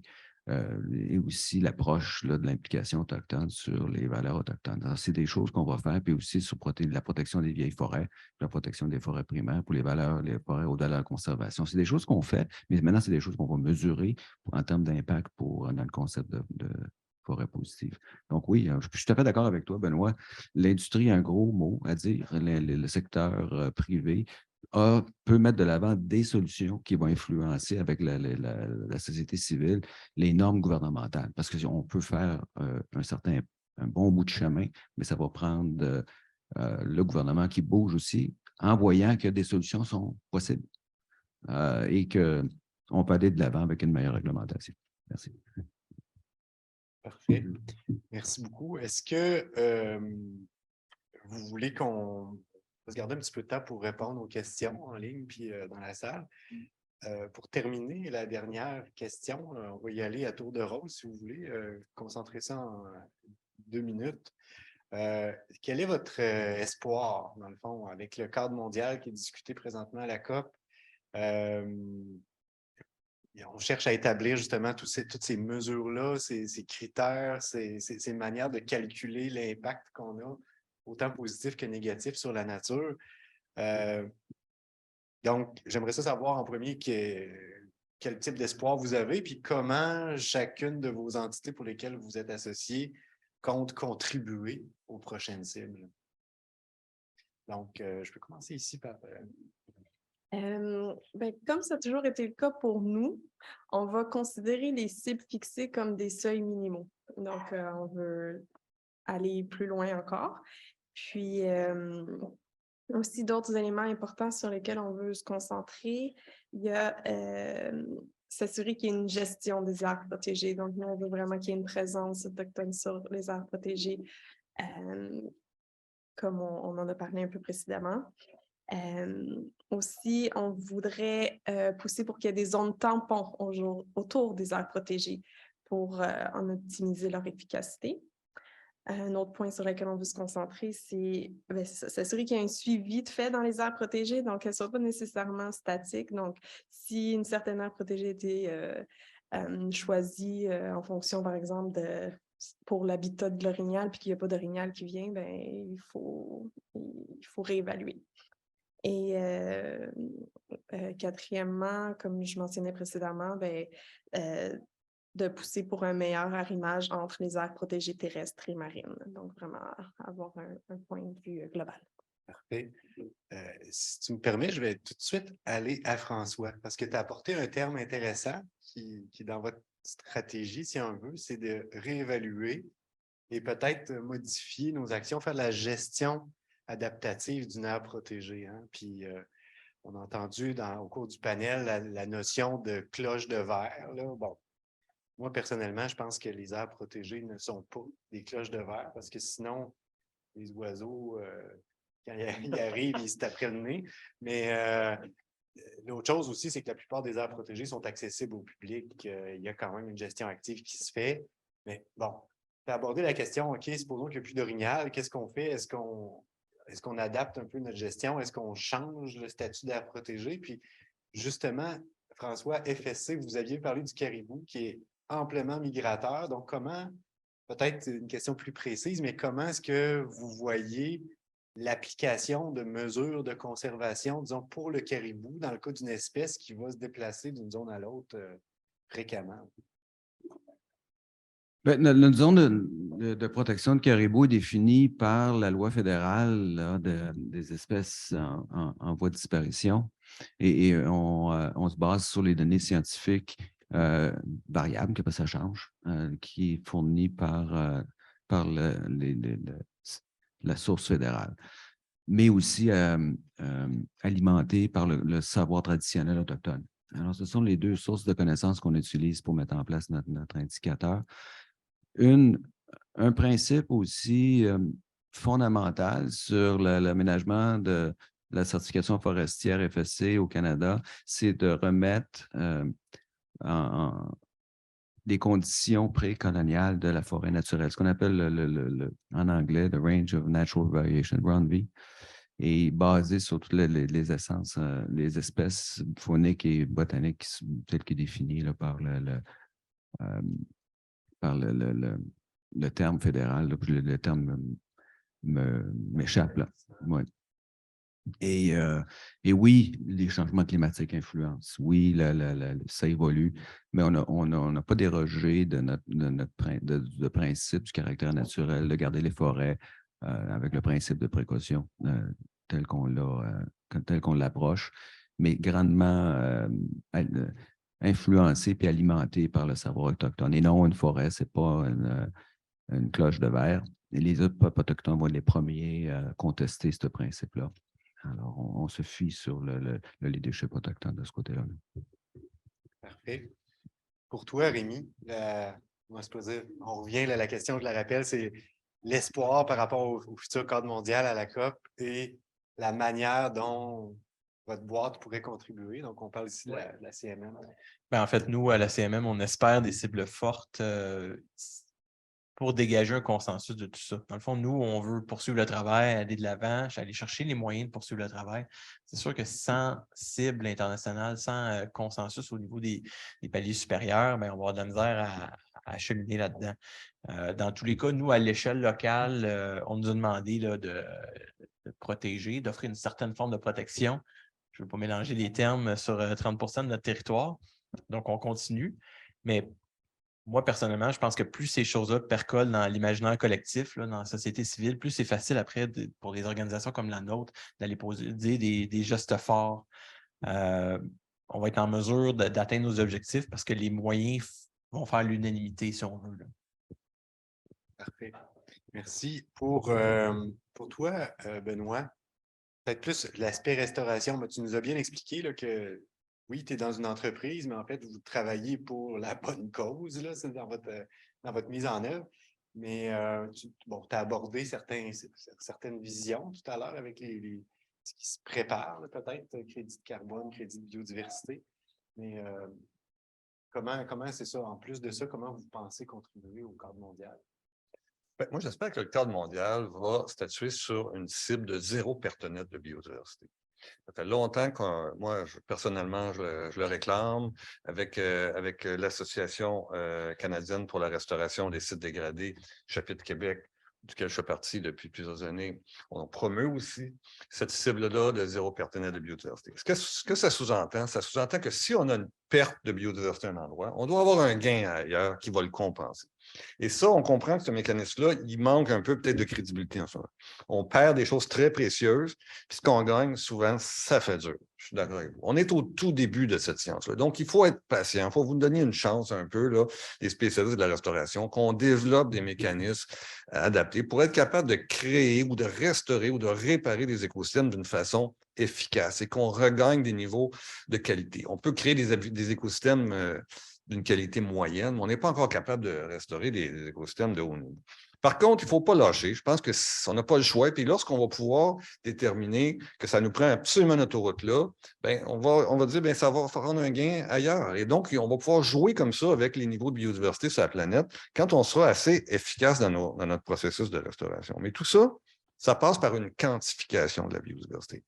Et peut-être certains vont voir l'article ce matin dans le Journal de Montréal où je parle de ça. J'ai été interviewé là, hier par une journaliste où on doit essayer de quantifier cette biodiversité-là, mais pour être en mesure de faire une comptabilité. Chez Vredistera, on a cette ambition-là à travers un indicateur qui s'appelle le qualité hectare. Je ne rentrerai pas dans les détails techniques, mais c'est une façon de quantifier la biodiversité qui est utilisée dans le milieu plus des projets d'infrastructure où on détruit, on doit compenser déjà dans des mesures comme ça. On a 0 partenaire de milieu humide au Québec. On a 0 partenaire d'habitat du poisson, mais on n'a pas 0 partenaire de biodiversité. Alors, il faut être capable de quantifier ça. Et ça, c'est un défi, je pense, qu'on a, de rendre ça crédible, autant la comptabilité que les résultats aussi. Chez Vredistera, donc, on s'engage à quantifier nos gains de biodiversité avec cet indicateur-là.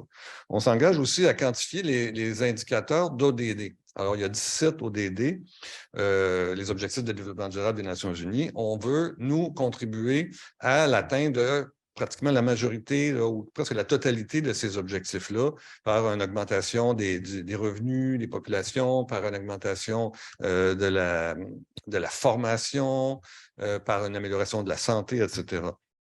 Mais l'indicateur ultime, d'après moi, c'est la valeur monétaire du capital naturel. Et c'est là où je repensais tout à l'heure ce que me disait monsieur, le capital qu'on a dans notre forêt, l'indicateur ultime, ça va être ça. Ça va être si on est capable de donner une valeur monétaire à ce stock d'écosystèmes-là, en vertu des services écosystémiques qui rendent. Là, on a une forêt qui rend beaucoup de services écosystémiques d'approvisionnement en bois et en faune et en d'autres, mais il y a certains services qui sont mal quantifiés ou qui ne sont pas pris en compte dans le calcul. Donc, il faudrait être capable de quantifier ces services-là, ça inclut le carbone, ça inclut l'eau, ça inclut beaucoup de choses aussi. Merci. Donc, c'est vrai ça. C'est bien. J'en profite pour dire que tantôt, justement, aussi, tu parlais qu'il y avait des discussions sur l'implication du secteur de l'entreprise et même de la finance pendant la COP. Puis en effet, là, il y avait il y a la COP internationale qui se passe, mais il y a toutes sortes de forums qui ont eu lieu, dont le Business Forum, puis le Finance, c'est quoi donc? Finance for Nature, Biodiversity Pledge. Donc, il y a eu beaucoup de, je pense, d'engagement, puis aujourd'hui puis demain, ça va se compléter. Là, donc, on peut s'attendre à plusieurs choses qui vont émaner aussi en termes d'implication, je dirais plus du citoyen corporatif. Puis merci beaucoup, Benoît. Là, je pense que c'est très motivant de voir des entreprises souhaiter ou s'impliquer dans une cause qui souvent, dans le passé, on voyait qu'elle était presque uniquement portée par des organismes de charité. Donc, c'est bien de voir le métissage. Pour terminer, Chloé, peut-être nous dire un peu ta vision des choses là, sur comment je pourrais dire, l'espoir autour de la COP, puis les moyens, les prochaines étapes, peut-être, les moyens que vous comptez mettre en œuvre suite à votre implication. Je pense que notre premier espoir pour l'accord lui-même, c'est vraiment d'aller au-delà de ces fameuses superficies et de réfléchir vraiment en termes de qu'est-ce qu'on protège, quelles sont les zones prioritaires, etc. Donc réfléchir en termes de qualité de site et non seulement de superficie, ce qui a été le cas un peu dans les accords par le passé. Donc ça, ce serait le premier espoir. Le second, ça serait, une fois que l'accord est signé, de vraiment voir avancer vraiment les questions de mise en œuvre. Je pense que ça a été un petit peu manquant pour le cadre précédent, hein, donc d'Aichi en 2011, on avait des beaux objectifs qui n'ont pas été atteints. Donc les questions de mise en œuvre, elles sont essentielles et j'espère qu'on ne va pas s'arrêter à la COP et qu'on va vraiment voir un dialogue se prolonger sur ces questions-là. Et notamment, notre espoir à nous, c'est de pouvoir démontrer aux partis, au gouvernement qu'il existe des outils qui peuvent les aider, qu'il y a des ressources et donc que c'est possible et qu'il faut qu'ils capitalisent sur ces outils qui existent pour mettre en œuvre ces objectifs. Et enfin, la dernière chose que je dirais, ce serait que ce genre de processus internationaux puisse continuer à inspirer certains pays, mais aussi des municipalités, des entreprises, mes collègues l'ont dit, à aller au-delà de ces objectifs-là, à prendre des objectifs propres, ambitieux, qui vont ensuite permettre d'avancer justement à tous les niveaux. Et donc, merci à vous de l'avoir mis en avant aussi. Merci, très bien de faire l'appel au futur aussi, parce que oui, il y a la COP, puis il y a le futur, puis il y a énormément, je pense, de choses qui vont être à compléter, un peu comme si j'utilisais l'image d'un cupcake. Ben, on va pouvoir mettre du glaçage par-dessus, puis continuer à le savourer, j'espère, puis à pleines dents. Avant de terminer, j'aimerais voir s'il y a des questions. Les gens, s'il y a des gens en ligne, vous pouvez les envoyer dans la partie texto, chat, dialogue. Et je prendrai les questions ici s'il y a des gens qui ont... Oui, en arrière. Attendez un petit peu, je vous approche un micro.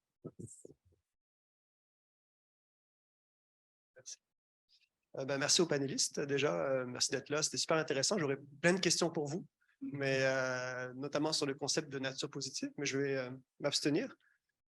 Comment vous appelez, monsieur FSC? C'est François. François, parfait. La question s'adresse pour vous. Je me demandais, il existe plusieurs certifications forestières au Canada. Je ne suis pas très à l'aise avec ça. Je me demandais aussi, donc, au niveau de la protection du caribou, notamment en Gaspésie, j'imagine que les compagnies forestières risquent de perdre leur certification s'ils ne respectent pas la norme FSC. Donc, je voulais savoir comment les compagnies forestières et le gouvernement réagissent à ça. Est-ce que ça les inquiète? Est-ce que vous êtes consulté par le gouvernement du Québec? Oui, il y a plusieurs certifications forestières. Nous sommes la seule, par contre, qui protège l'habitat du caribou. Puis aussi, nous sommes la seule qui exige la protection des droits autochtones avec le CLPE, le consentement libre, préalable et éclairé. Donc, il y a d'autres critères. Oui, il y a un problème en Gaspésie.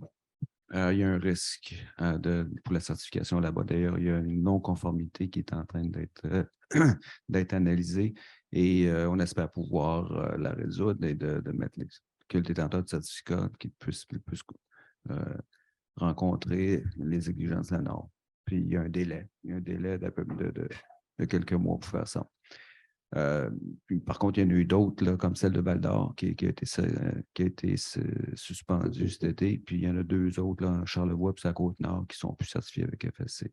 Mais celle de la Gaspésie, c'est pas le caribou forestier, c'est le caribou montagnard, qui est un milieu très, très fragile. Alors, et oui, cette certification-là est dans une situation précaire. Est-ce qu'on a des conversations avec le gouvernement? Oui. Les gouvernements, on essaie de les influencer, surtout au niveau provincial, parce que c'est eux qui sont en charge des lois forestières, et aussi avec le fédéral pour exiger une collaboration fédérale-provinciale concernant la loi sur la protection des espèces menacées au fédéral, qui a préséance sur les lois forestières provinciales. Et au Québec, il y a encore des problèmes suite à la commission sur le caribou qu'il y a eu l'été dernier. Et il y a eu des élections, et enfin, il y a eu plein d'événements depuis ce temps-là. Puis ça tarde d'avoir une collaboration fédérale-provinciale au Québec. Alors, on essaie d'amener les 2 niveaux de gouvernement parce que tout ce que ça fait, c'est que ça fait perdre la certification au Québec. On est en bas du seuil de vingtaine de millions d'hectares. Puis il y a un moment donné où l'industrie perd accès au marché et ça fait mal à tout le monde. Ça fait mal aussi, potentiellement aussi à la viabilité du marché d'exportation, certains produits critiques. On peut remercier FSC d'être très rigoureux dans son application. Je pense qu'il y a beaucoup de membres. Là, ici, les dialogues sont organisés par le collectif, la société civile, une centaine d'organisations, autant ONG, autochtones, syndicales et aussi financières qui sont présentes. Et il y a dans tout ce beau monde-là, il y a des résolutions unanimes en faveur de la protection du caribou. Donc, on vous remercie. Là. Je pense que de plus en plus, on voit une coalition aussi se former qui aura peut-être du panache. Est-ce qu'il y a d'autres questions? Oui, je vais commencer par monsieur ici. Le micro est là. Bonjour, merci beaucoup. Peut-être me présenter d'abord. Je travaille pour Biodiversité Québec à l'Université de Sherbrooke, entre autres sur le projet KBA. On a parlé aujourd'hui un peu d'indicateurs de sciences, de quantifier la biodiversité. Je me demande un peu en ce moment si, pour vous, de vos côtés, vous avez en ce moment des défis à l'accès à la donnée ou est-ce que cet accès-là à la donnée fait obstacle justement au développement de ces indicateurs-là ou de ce savoir ou l'atteinte de vos objectifs? Merci. Peut-être Chloé, oui. Moi, je dirais que oui, malheureusement, et que c'est une des problématiques importantes. Oui, merci de la soulever. Effectivement, pour quels que soient les indicateurs, que ce soit la connectivité, que ce soit les zones clés pour la biodiversité, que ce soit les services écosystémiques, on a besoin d'informations sur la biodiversité de manière assez compréhensible. Donc, que ce soit plus on a, on va dire, de zones d'ombre où on n'a pas d'informations, et plus c'est difficile d'avancer. Donc, effectivement, c'est une grosse problématique. On a des données qui sont générées à plein de niveaux au Québec, ce qui est une très bonne chose, mais il y a encore beaucoup de difficultés pour le partage de ces données. Donc, on a l'information souvent, le partage pose problème. Nous, c'est une grosse partie de notre travail, c'est finalement de signer des accords de partage des données qui sont souvent quand même, qui nous restreignent en termes de ce qu'on peut faire. Ça veut dire aussi qu'on a amassé beaucoup de données pour les zones clés pour la biodiversité, qu'on n'a pas forcément l'autorisation de partager avec d'autres organismes pour qu'ils puissent eux aussi l'utiliser pour leur propre projet. Donc ça, c'est dommage. On essaye petit à petit de pousser, d'encourager au partage de données, mais c'est quelque chose qui va être un projet de long terme et qui va nécessiter un peu de la volonté de tout le monde. Donc oui, moi, je dirais que ça nous limite encore beaucoup. Je crois que ça chemine aussi. Là. On a vu dans la COP des annonces faites autour de la donnée ouverte, les forêts ouvertes, etc. Benoît, tu as un petit mot à dire là-dessus. Puis je vais être un petit peu provocateur, là, vous m'excuserez.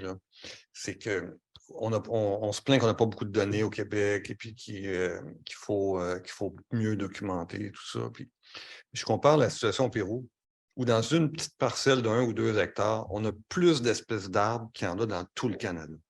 Okay? La biodiversité ici, elle est quand même assez simple, elle est quand même assez peu diversifiée. Quand on travaille dans un pays méga divers comme le Pérou ou le Brésil, les données, il n'y en a pas du tout. Il n'y en a pas. Il n'y en a presque pas. Et la complexité est énorme. Des fois, en blague, puis encore une fois, je vais être provocateur, là, je ne vais pas me retenir là-dessus, mais des fois, il y a plus de biologistes au Québec que de biodiversité. Là-bas, il n'y en a pas de biologistes, il n'y a pas de connaissances, il n'y en a pas. Puis mais il ne faut pas se cacher derrière ça. Puis je trouve que des fois, c'est un réflexe un peu des biologistes qui disent « Ah, ben on n'a pas assez de données, il faut attendre, il faut étudier. » C'est comme si on prêchait pour notre paroisse, on veut encore des études parce qu'en attendant d'avancer. Je pense qu'il faut avancer avec une certaine marge d'incertitude. On n'a pas le choix. On est dans une situation d'urgence, une crise d'urgence. Oui, ça en prend des données, puis je vais toujours plaider pour qu'on ait le maximum de données, puis qu'on les partage. Et puis ça, je suis 100% d'accord, puis je suis le premier à exiger des entreprises qui mettent leurs données sur le GBIF, là, le Global Biodiversity Information Facility, dans le format Darwin Core. Là, j'ai des batailles en ce moment au Sénégal avec une entreprise qui ne veut pas les mettre, les données, mais ils ne seront pas payés tant qu'ils n'auront pas transformé leurs données en Darwin Core. Alors, ça je pense que c'est important. Mais il ne faut pas, je finirais par ça, une espèce de plus loyer. Là. Nous autres, les biologistes, là, il faut qu'on devienne aussi des gestionnaires de la biodiversité. Il faut qu'on arrête d'être des étudieux de biodiversité puis devenir des gestionnaires, qu'on avance, puis avec les données qu'on a, puis qu'on puisse gérer. Puis peut-être qu'on fera des erreurs, mais on apprendra de nos erreurs. Oui, la science va toujours évoluer, ça va être continuel. Donc, ce que je comprends, c'est l'appel, c'est sur la base de ce qu'on connaît maintenant, surtout comme les zones de biodiversité principales ou clés, ben, protégeons-les ou restaurons-les, restaurons la connectivité sur la base de ce qu'on connaît maintenant, plutôt que d'attendre d'avoir la science infuse et exacte, parce qu'on ne l'aura probablement jamais, la science évolue. Benoît a un très bon point, mais je pense que la raison est assez simple, c'est que pour maintenir le statu quo, c'est plus facile que de changer les choses. Et la connaissance est là. La connaissance, je reviens sur le caribou, la connaissance est connue depuis 15 ans. Qu'est-ce que ça prend pour protéger cette biodiversité-là? Et s'il y a un statu quo, c'est parce qu'il y a une pression à le maintenir. Et ce n'est pas parce qu'il y a un manque de connaissances. Ce qu'il faut faire, par contre, c'est de pouvoir bien la mesurer et d'en démontrer la qualité et de convaincre avec cette qualité de quantifier cette connaissance-là. Et pouvoir, dès ce moment-là, aller chercher un avantage sur, par exemple, pourquoi on achèterait un produit certifié versus un qui ne l'est pas. Alors, il faut être capable de démontrer le côté additionnel. Mais la science, dans bien des cas, elle est connue, elle est documentée. On sait que pas mal ce qu'on a à faire, comme Benoît dit, on sait ce qu'il faut faire, mais c'est juste qu'il faut d'être capable de le faire connaître, puis de montrer C'est un défi de mise en œuvre. De bien comprendre notre baseline, notre point de départ, puis après ça, de dire voici ce qu'on a accompli et de ce qu'on a et pourquoi. Et pourquoi vous devriez faire ce choix-là, parce que ça a tel impact. Et de convaincre à ce moment-là. C'est un outil de communication. Ouais. Avant de passer à l'autre question, je la trouve intéressante aussi pour toi, Pernia, parce que tu nous as expliqué que votre planification puis la proposition d'air protégé que le gouvernement CRI a fait au gouvernement du Québec, puis qui a été en grande partie acceptée, se basait, oui, sur des données scientifiques, si on veut, occidentales, mais aussi, vous êtes allé chercher des données de savoir traditionnel autochtone. Donc, est-ce que tu peux nous en parler un peu plus ou nous dire ton point de vue là-dessus sur l'accès à la donnée? Vous avez créé finalement une nouvelle donnée écologique. Oui, ben c'est un défi autant d'avoir accès aux données externes, mais même les données internes. Je dois dire que là, c'est quelque chose qu'on a souligné là, à notre leadership très récemment, là, qu'il y a vraiment un grand besoin de se pencher sur la question de faciliter le partage de données parce que les données traditionnelles, ben là, comment est-ce qu'elles ont été collectées? Est-ce que c'était donc s'assurer de comprendre l'intention derrière quand ça a été donné? Donc après, est-ce que tu peux le repartager et que ce soit compris de l'intention que ça a été donné? Et ensuite, comment, même à l'interne, des fois, avoir accès à ces données-là, c'est pas super facile. Donc, est-ce qu'il faut retourner, demander l'autorisation à chaque maître de trappe qui a donné des informations et tout? Donc là, c'est vraiment une priorité dans l'année qui vient là, de se pencher sur la question parce qu'on en a plein des données. Puis à l'interne, je veux dire, moi, je les vois quand même, ces données, mais après, je n'ai pas nécessairement le droit de les partager. Donc, c'est un grand défi. Donner ces données, ce n'est pas donné à tout le monde. Oui, il y avait une question à l'arrière avant, puis ensuite, monsieur. Oui, bonjour. Merci pour les discussions. Félix Béramagnan, étudiant doctorat en sciences politiques. Ma question porte sur le concept de nature positive, puis on a abordé aussi les crédits nature. En quoi ça peut véritablement contribuer à résoudre la crise de biodiversité rapidement? On regarde le marché du carbone. Ce n'est pas nécessairement, bon, les avis peuvent diverger, mais ce n'est pas nécessairement un moyen efficace pour réduire rapidement nos émissions de GS, alors qu'il le faudrait. Nous sommes dans l'urgence climatique. Les Nations unies, les experts scientifiques le disent aussi. Et ça ne fonctionne pas vraiment. Donc, en quoi une approche économique de protection de la biodiversité pourrait être véritablement efficace? N'est-ce pas même une certaine tactique d'éco-blanchiment même? Merci. Bonne question. Benoît? J'imagine que c'est pour moi. Oui, le risque d'éco-blanchiment est certain, c'est sûr qu'il faut avoir des institutions crédibles, fortes, qui vont permettre de baliser tout ça. Mais comparons avec le marché du carbone. On est au balbutiement du marché du carbone. Okay? On a un marché de crédit volontaire qui existe depuis quelques années. On a eu Kyoto qui a été ça, mais bon, c'est là que ça se met en place. Puis moi, ce que je peux observer, c'est qu'en ce moment, on a énormément de demandes de grandes entreprises. On vient de signer, je ne peux pas dire le nom, avec une des plus grandes entreprises du monde, une tech, qui veut des crédits carbone de plus haute qualité et des crédits biodiversité éventuellement. Et l'argent est là, le but est là. C'est la seule solution qu'on a trouvée pour arriver à nos fins. Si on transpose ça au niveau nature, c'est sûr que ce n'est pas demain la veille qu'on va arriver à ça. Mais s'il y a une prise de conscience comme on l'a pour le carbone ou comme pour le climat, on l'a pour la biodiversité, bien, on va avoir aussi des demandes. Puis la preuve, c'est ce qui se passe en Europe, c'est que là-bas, il y a une demande pour des commodités nature positive, appelons-les nature positive. Et puis, à partir du moment où des entreprises, que ce soit des entreprises canadiennes ou autres, ou des entreprises d'huile de palme qui déjà doivent se mettre à niveau avec la certification RSPO, là, doivent démontrer qu'ils ont un impact positif et s'il n'est pas capable d'avoir un impact positif, doit compenser son impact positif. Alors, c'est sûr qu'il y a un risque d'éco-blanchiment. Comme j'ai dit tantôt, je suis très humble à dire que la science de la compensation, tout ça, c'est assez balbutiement. Mais on n'a pas trouvé de meilleur moyen. Puis si on n'a pas la compensation, parce que souvent les gens disent « Ah, bien la compensation, c'est une façon de payer pour détruire. » C'est vrai. Mais quand il n'y avait pas de compensation, souvenez-vous, il y a quelques années au Québec, quand il n'y avait pas de compensation de milieu humide, il y avait éviter, réduire. Oh, ça coûte trop cher à éviter, ça coûte éviter à réduire. Ça fait qu'il y avait une perte nette de biodiversité. Maintenant, si tu ne peux pas éviter, pas réduire, bien, tu vas payer, mon cher. Fait que c'est mieux ça que pas de n'avoir. Si on regarde ça bien simplement comme ça, la compensation, c'est quand même le petit marteau qui dit au bout, bien, écoute, tu n'as pas réussi à faire ta job d'éviter et réduire tes impacts, bien. Je peux en témoigner, ça a des impacts réels sur les choix d'aménagement quand les projets se réalisent, parce que les coûts additionnels, ça rentre en ligne de compte. Puis dans le fond, le promoteur du projet souhaite rentabiliser le maximum, donc on évite les coûts. Plus le montant compensatoire est élevé, plus les changements de pratiques sont forts, mais là, ça demande aussi de la volonté politique là, pour aller arrimer, je pense, la bonne valeur au choix qui est fait. Ouais, c'est le principe du bonus-malus que tu connais peut-être en sciences politiques ou du pollueur-payeur en réalité qui ne s'appliquait pas dans le cas de la dégradation de la biodiversité avant qu'il y ait un régime compensatoire qui soit établi, en tout cas dans le cas du Québec. Donc, que ce soit pour le carbone ou la biodiversité, c'est un peu les mêmes principes. Au départ, il faut éviter. Il faut éviter d'émettre des gaz à effet de serre, il faut éviter de détruire la biodiversité. Si tu ne peux pas, ben, c'est essayer d'éviter, d'améliorer ton projet.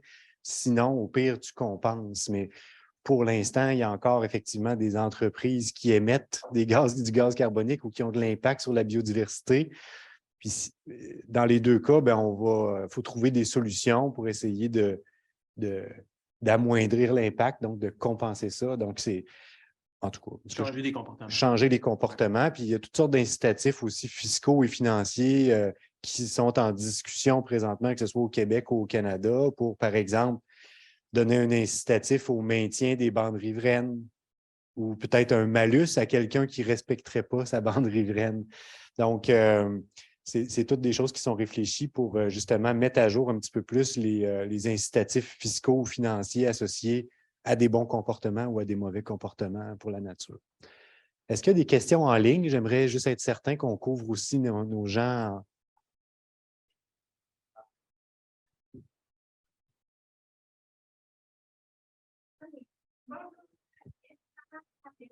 Depuis Égypte, je voulais demander ceci. Aujourd'hui, l'Union européenne a trouvé un accord pour interdire les produits liés à la déforestation, ce que je juge intéressant au cas où il peut être effectif, d'autant que cette décision permettra de renforcer les mécanismes de lutte contre la perte de la biodiversité. Selon vous, cette décision pourra-t-elle aider à pallier à ce grand défi auquel fait face le monde entier? Bonne chance. Je pense que c'est une question forestière. Non. Au niveau de la déforestation et de la dégradation, FSC International, qui est basé d'ailleurs en Allemagne, à Bonn, a été très présente dans ces discussions-là au niveau de l'Union européenne. C'est un sujet qui nous préoccupe beaucoup. On a mis énormément de contrôle et d'indicateurs pour prévenir d'abord et avant tout et de défendre la déforestation et aussi la dégradation, maintenir le caractère naturel et intact du capital forestier. C'est surtout vrai pour les 5 grandes zones de forêts intactes qu'on a à l'échelle planétaire, qui sont le bassin du Congo, l'Amazonie, mais aussi la forêt boréale, dont la forêt canadienne, la forêt la Russie, puis finalement le sud-est asiatique, là, la région de l'Indonésie. Puis ça, on a une série, je dirais une vingtaine d'indicateurs qui contrôlent ces enjeux-là. Nous, on est très confiants ici au pays, au Canada notamment, qu'on a, avec la description que j'ai énumérée tout à l'heure, des mesures en place pour rencontrer la nouvelle direction de la communauté européenne en termes de déforestation puis aussi de dégradation. Il y a aussi tout le problème de bois illégaux. Il y a même les parcs nationaux, même s'ils sont protégés dans plusieurs régions du monde, qui se font couper ou en partie.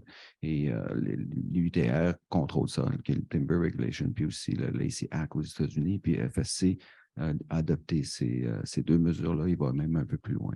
Donc, je vous dirais que c'est un enjeu continuel. Il n'est pas d'aujourd'hui, c'est un enjeu qui date depuis longtemps. Et on est content de voir que l'Union européenne et d'autres gouvernements vont sûrement suivre, mettre en place des mesures pour s'adresser justement au problème, notamment de la dégradation. Je vais me souvenir de ça, une question forestière provenant de l'Égypte. Est-ce qu'il y a d'autres... C'est la meilleure nouvelle de la journée. Oui, c'est ça. Il y a de l'intérêt, c'est sûr. Peut-être que Viridis Terra allait restaurer le désert. Mais on est là, l'Égypte. Ce qui est intéressant, c'est que la COP, vous savez, là on parle du cadre mondial biodiversité. Tout ça découle de Rio, mais il y avait 3 grandes conventions à Rio qui avaient été convenues: changement climatique, biodiversité et déforestation. Donc, on n'en traite pas ici à Montréal pour cette fois, mais ça reste un élément central. Puis il y a de plus en plus d'inquiétudes sur cet aspect-là, même ici au Canada, avec ce qu'on a vu dans les dernières années, par exemple, dans les zones plus du côté du Pacifique, Colombie-Britannique. Est-ce que... Oui, monsieur? Oui, bonjour, merci pour toutes ces informations. C'était vraiment très intéressant comme discussion. Moi, j'avais une petite question sur un acteur pour moi qui me semblait absent de discussion aujourd'hui. On a beaucoup parlé de collectivités, du gouvernement, d'entreprises, mais on n'a pas beaucoup parlé du citoyen, pour moi, je trouve. Et pour moi, en amont Rémi qui a un peu touché du mot avec, on parlait justement de prendre en amont le problème, l'amont de la protection, c'est pour moi sensibiliser la population, que la population soit au courant des impacts qu'elle a, parce qu'aujourd'hui, la biodiversité est détruite par l'humain. On ne va pas se leurrer, c'est la cause première par ces activités. Donc, est-ce qu'il ne serait pas bon d'intégrer cette réflexion de sensibilisation pour le citoyen, que ce soit un touriste, un employé, un habitant, de la protection de la biodiversité? Tout le monde, je suis désolé. Pour l'aspect sensibilisation, peut-être Rémi et Chloé, peut-être? Oui. Quelques mots. Nous, il y a toujours un volet là, éducatif quand on finance des projets de mise en valeur, par exemple, même des projets d'acquisition. Donc, on travaille avec les municipalités pour diffuser le plus possible l'information. Puis, dans le fond, il y a toujours la question de... Je pense qu'il y a une question importante dans la biodiversité, c'est à quel point le citoyen s'approprie ces espaces. Donc, quand on met en valeur les espaces, quand on met en valeur les milieux naturels, je pense que les citoyens, sa connexion avec ces espaces-là s'améliore. Puis là, en vient lui-même un grand défenseur. Je pense que c'est un système qui s'alimente. Donc, nous, on insiste beaucoup, comme je disais, là, sur le volet éducatif là, de nos actions pour diffuser ça là, le plus possible chez les citoyens.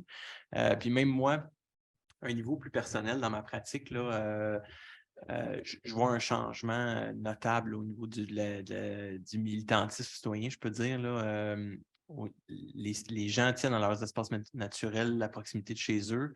Je pense que ça peut être des acteurs importants dans toute la question. De plus en plus, nous, on se fait interpeller au bureau par les citoyens, par les groupes citoyens, pour qu'on vienne, dans le fond, influencer les élus locaux, changer des décisions, des choses comme ça. Donc, nous, on prend ces informations-là, puis là, on communique avec la municipalité, puis des fois, on peut faire changer des choses. Donc, je pense que vraiment, le citoyen est au centre de la démarche. C'est pour eux qu'on fait ça, ultimement. Oui, c'est bien. La question de l'accès à la nature est importante parce qu'en plus, les gens recherchent cet accès-là. On l'a vu beaucoup pendant la pandémie. Oui. On cherchait à... et puis, aussi, une fois que les gens sont en contact avec la nature, ils sont plus enclins à la défendre parce que, ça, comme tu dis, ils se l'approprient d'une certaine manière. Pour ma part, j'ai vu aussi beaucoup d'études, disons, socio-économiques là, qui parlent plus des comportements humains. Puis effectivement, les gens pointaient, les analystes externes qui ne sont pas dans notre domaine nous disaient le terme biodiversité est très complexe à comprendre pour le commun des mortels. Donc, souvent, ils nous recommandaient de parler plus de la nature, de l'eau, des paysages et peut-être même plus spécifiquement d'une espèce en particulier. Tu sais, c'est facile de parler du panda ou du lynx ou de l'ours plus que de la biodiversité. Les gens peuvent se faire une image plus concrète. Oui, même j'ajouterais que les boisés, souvent, ils ont des noms locaux. Là, puis nous autres, on essaie justement de recenser ça, de travailler à travers ça. Mais on voit que les gens nomment leur espace à proximité de chez eux. C'est une autre forme d'appropriation. Pour eux, c'est pas nous, au bureau, ça peut être le boisé numéro, tout ça. Mais chez eux, c'est le boisé, la colle. Vraiment, l'appropriation est importante. Là. Parfait. D'autres remarques là-dessus? Oui, merci pour la question. Je pense qu'effectivement, c'est un aspect essentiel. La sensibilisation, elle est très importante. Nous, on y passe aussi pas mal de temps. Donc, ça passe par des présentations, des séminaires en ligne, tout ça. Ça passe aussi bientôt, on l'espère, par de la signalisation sur les sites eux-mêmes, sur les zones clés pour la biodiversité, dont beaucoup sont dans des zones finalement urbaines ou périurbaines. Donc, des zones qu'on va imaginer qu'une population pas forcément très sensibilité aux questions environnementales va visiter. Et donc, l'idée, ça sera donc d'expliquer ce qu'est une zone clé pour la biodiversité et de mettre de l'information aussi sur les espèces, les écosystèmes qui méritent cette désignation à cet endroit-là. On est aussi, on s'inspire des ICO. Donc, à ma droite, le père des ICO, on va dire, au Québec, la personne qui a vraiment travaillé sur les ICO au départ, donc les zones importantes pour la conservation des oiseaux. Les ICO, ce sont un peu les ancêtres des zones clés pour la biodiversité. Et il y en a déjà pas mal partout au Canada et au Québec. Et ils ont surtout un programme qui est très intéressant, qui est le programme de gardiens de sites, où on a des groupes citoyens, des groupes de la communauté locale qui vont décider de participer au suivi, faire le gardiennage du site, aussi mettre en place éventuellement des visites avec des visiteurs qui peuvent... voilà, donc toute cette éducation environnementale-là, elle est très intéressante. Le programme de gardien de site, on souhaite en fait, le faire venir aussi dans le programme des zones clés pour la biodiversité, parce qu'on pense que c'est extrêmement important. Donc ça, c'est un petit peu la prochaine étape pour nous, pour le programme. Et la troisième chose que je dirais rapidement, c'est qu'on utilise beaucoup aussi les données des sciences participatives et des sciences citoyennes pour le projet. Donc, les citoyens qui sont très impliqués et qui, effectivement, rendent de l'information, que ce soit dans iNaturalist ou quoi, c'est de l'information qu'on utilise aussi. Donc, il y a plusieurs manières dont on essaye de faire participer la société civile. Je voulais juste rajouter rapidement que dans le plan pour une économie verte du Québec, c'est un important volet, la sensibilisation. Puis j'étais vraiment contente de voir ça parce que, justement, comme vous, je vois que c'est un besoin criant. Puis, donc c'est ça. Ça va être à venir, on espère, avec le gouvernement.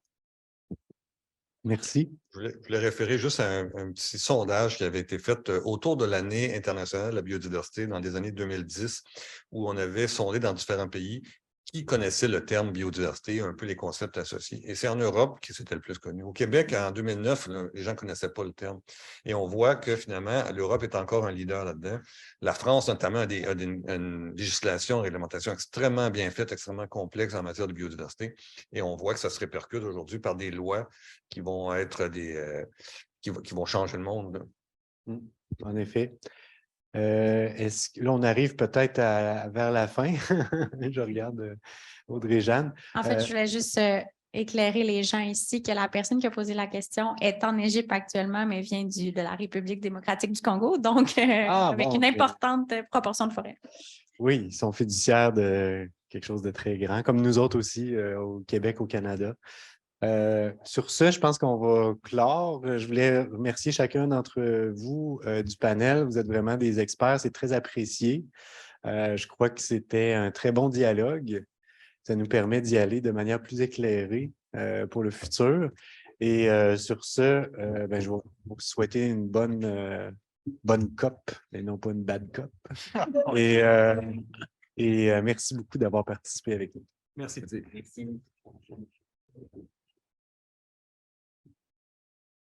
Une société vie sauvage.